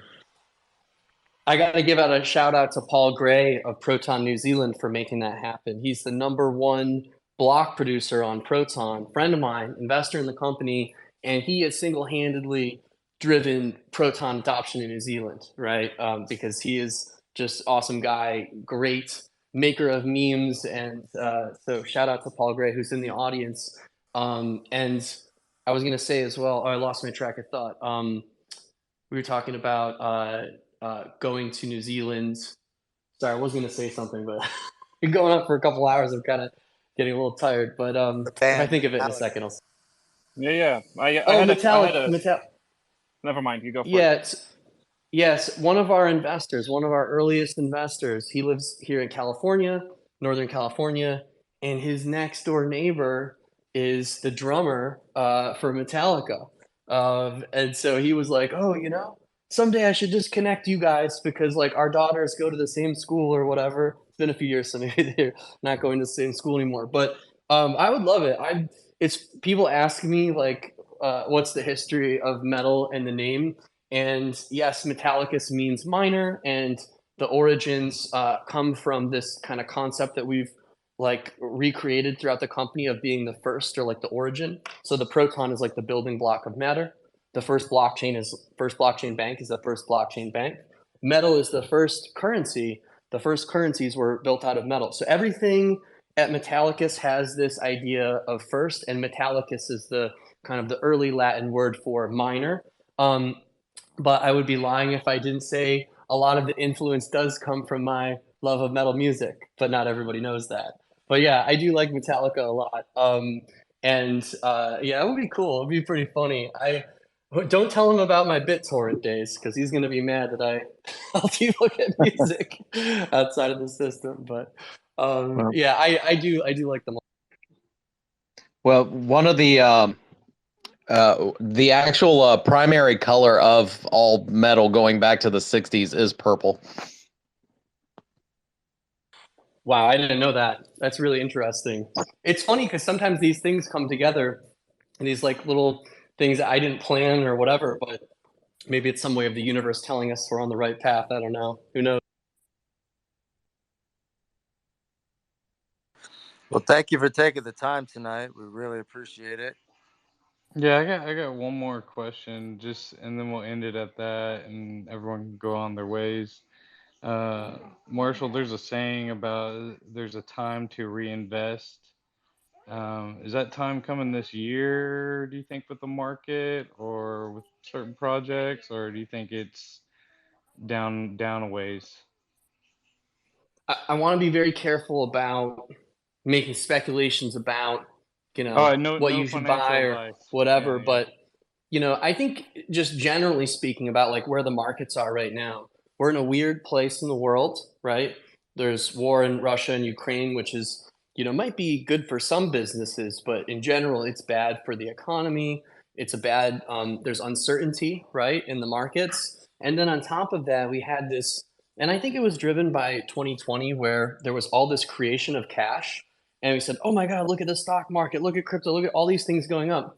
But if you go on to TradingView or CoinMarketCap and you look at you lay all the charts, or Lunar Crush is a good service to use where you can lay charts on top of other charts and things like that. Look at where everything was, not just crypto, but everything, all assets, end of 2021. Super pumped, hitting the peak, right? And they all follow this pattern. Like everything's pumped. Was everything going up and we were all geniuses, or was money printed at such an alarmingly fast rate that it made things appear that they were kind of moving up faster than they actually were? Now, some things genuinely did move up very quickly. Everything did, but I think that we went through these kind of like market cycles, right? And now we're kind of in the depressed, the Fed is very hawkish and is, although the latest announcement of 25 basis points was what caused the market rally. But, I really don't know. I think that the market basically moves in cycles. Things were crazy in 2021, and now we're kind of paying the price. And I think that, things do follow these cycles. 2024 will be an election year. So that might be interesting. That might be when everybody's trying to push an agenda and corporations are making moves, and maybe the market is really heating up. But again, I don't know. All I know is that we're still in that down cycle, even though we kind of like had a nice little kind of movement and rally. What I always say is that you really should be cautious. There's functions like in the Metal Pay app, you can set like recurring buying. No one knows when the market. There's this fun game that a friend of mine, Dan Held, showed me once, which is he's a OG crypto guy. Showed me this app that you could try to basically guess the bottom of the market and the top of the market, and it's like a side-scrolling game, and you have to hit like where the top and the bottom is. It's impossible, right? Like it really gives you an idea as to how difficult it is, because you might think, oh, I can sell the top and buy the bottom of any market. No, to play this game. I gotta find this game and tweet it so other people can play it. But Yes, it's hard find to it. know. I want to play it. One of the things I'll say as a long-time crypto guy is that there seems to be like kind of these 3-year cycles that seem to happen. And maybe it's Bitcoin happening every 4 years. I don't really know. But if you look at like 2009, and then it's not 3 years, but it's about like 2 years. By end of 2011, approximately 3 years, there's this big movement. Bitcoin goes from like $2 to $30. And then it takes a few more years again. By end of 2013, early 2014, whoa, $50 to $1,400. Whoa, that's crazy. I mean, that was crazy. And then, sitting there again, what's the next 3 years? 2017. Everybody knows what happened then. It was crazy. It was the token mania. It was the first time people were. I described that time as, you're telling me there's something else other than Bitcoin, and that was like this realization. And then the so-called ICO bubble and boom and stuff, and that was a big. But Bitcoin went with it too, right? 2020, and that was the beginning of COVID and the pandemic and everything. But again, that was the beginning of this crazy cycle. So again, 2023. I mean, I don't know. But I do find that like it seems like every 3 years there's kind of this like undulating up and down. But again, none of this is. I don't know where the market's going. I'm just kind of. You're asking my opinion of what I've seen, and that's something that I've seen. And I also think that we are in a very bad economy, and I know the presidential election's coming up next year. So I just look at like the bigger picture of things. It's not crypto specific. It's just the world, and that's kind of what I see. Yeah, definitely not financial advice, guys. Before we go, real quick, I know Proton Nigeria is here. I'm sure he wants to say hello real quick from Africa. And then we can part our ways and go dream about the Proton ecosystem. What's up, Mr. Nigeria? Good morning, everybody. I'm very, very happy to be in your midst, and I want to say thank you to my mentor, Hayner, and to everybody in the community. I want to ask a question. I've gone into research, making research of or blockchain, and I came to find out that Proton blockchain is the best among all. And looking at how things is, we need to, as the community, need to integrate MetaPay and MetaPay in Nigeria so that we can be able to be using MetaPay here in Nigeria and making it a payment mode so we can be using it here in Nigeria. Because looking at how our country is now,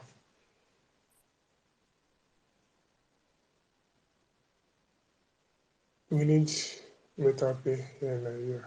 So if the community can help for us to get MetaPay here in Nigeria, I think it will be the best for us. Thank you. Hey, Okizi, how's it going? And thank you for saying that.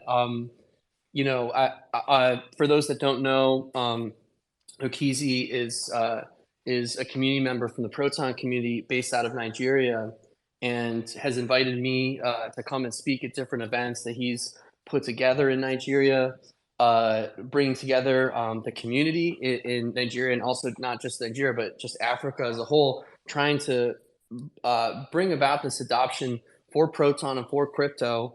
For those that don't know, Nigeria is going through some politically tough times. And, you know, we talk about in crypto about how world currencies, and you can use like the Zimbabwe dollar or the Bolivar, different things like that, have become debased. The Nigerian naira has serious problems.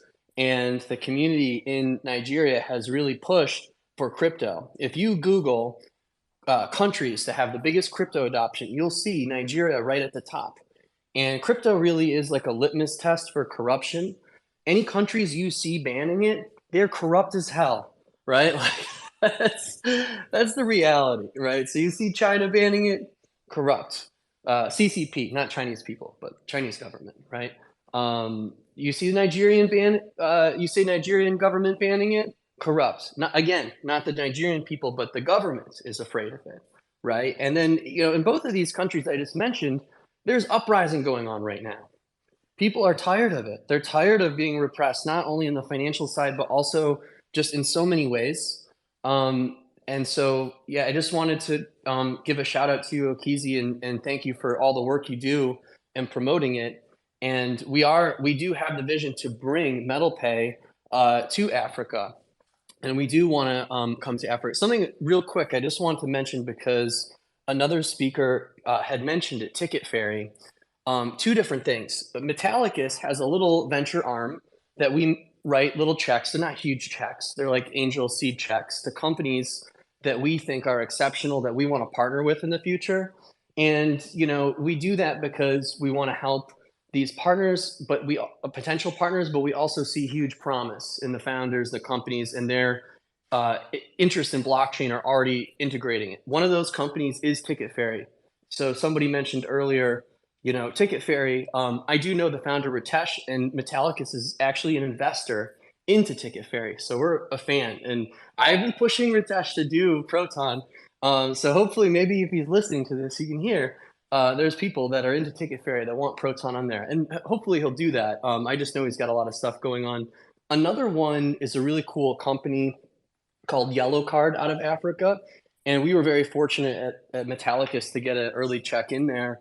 Because he ended up blowing up, and he got recently investment from Square and A16Z and things like that. But again, with the founder at Yellow Card, the CEO, Chris, you know, same vision. He started this Bitcoin crypto exchange, and Metallicus wants to enter. So that, you know, that's definitely a big potential partner right there, because we're a portfolio. Metallicus has backed Chris and backed Yellow Card. We backed Ticket Ferry. So it's funny that, you know, that was mentioned, because we see that also as a way to expand into partners, to align ourselves, you know, to the extent that we can also become equity holders, but we can be really close. And so when it comes to Africa, that's something that's on my mind. It's why I backed Chris and Yellow Card, but also with Metallicus Metal Pay, I want to get it there. I think, Okizi, one of the hardest parts about this is that when we want to go there, our government makes things more difficult. They're nervous about going to Africa because traditionally, there's been, issues with, how do we defend against AML? And as we go into other countries, I think that the U.S. is hard, can be hard to operate out of. And then at the same time, then the Nigerian government uh, is basically banning crypto, right? So finding a bank partner will be difficult. So I think it's going to be a real challenge for us to get there. I think Proton bridges the gap, and I do believe that we will get there. I want to get there as fast as I can, and maybe in some ways, plugging into like the Nigeria also, for what it's worth, has launched a CBDC. So they're actually one of the first countries in the world to have their own CBDC. I do want to plug into that stuff. I do want to give people access to all of that. At the same time, I have this ideal of freedom and liberty, and I want Nigerians to have access to their own Bitcoin, to their own Proton, their own stable coins. And to the extent that I can be that Trojan horse for Nigeria to get that for you guys, I'm going to do it. It's difficult. It's a lot harder than it sounds. And I'll just say that, the United States is an amazing country. It's one of the best countries to create a startup. But it's difficult, trying to bridge the gap from like US to Nigeria. And I think that Proton shows how we can do that. And then the next step is how do we get the banks to play nice? And I think something like Proton can solve a lot of those problems because those risks around money laundering and knowing who you're dealing with are much better when we move from like a credit card to a Proton identity that can be much more secure and can tell, both sides a lot more about a transaction than just a card payment. So we're coming, but it's hard. It's very difficult, but we are definitely coming. Same thing for New York. I think a lot of governments and states like New York they're afraid of it, and they're just at the point where they don't know what to do with it, if they should act on it ahead of time and get a handle of this and try to centralize it as much as possible, or do they let it play out? Like, I think they're afraid of it because they know it could go either way, power wise, power struggle wise. But only, what's going on? Yeah, my batteries are about to die. My batteries are about to die on my headphones. But this has been a great space, Marshall. I really appreciate you and Irina and everyone coming up here. Um, Hopefully we can do this again, and maybe we can get Glenn next time for sure. I'd I would love love to pick that. his brain. That would be amazing. I'll definitely bring them. Well, I do have to get running as well, guys. But man, thank you so much, Only One and Bullish, for hosting this space. You guys have shown up in the Proton community and just blown me away. And so, anytime you guys are having a space, you just let me know. I'll be here. And thank you to everyone coming out tonight, especially those that we heard from. Building on Proton community, and big shout out to all the different crypto communities, from XRP to Dogecoin to Bitcoin, whatever crypto community you come from. And so, yeah, just shout out to everyone who's on that wavelength. Thank you so much. Thank you so much, sir. All right, thank you, Thank everybody. you for Everyone being have a here. good night. Have a good Yeah, one, good guys. night, guys. Thank you, Bullet. Cheers. No problem, nation. Later, Marshall. Later, Only. Fat Tony. Good night, guys. Cheers.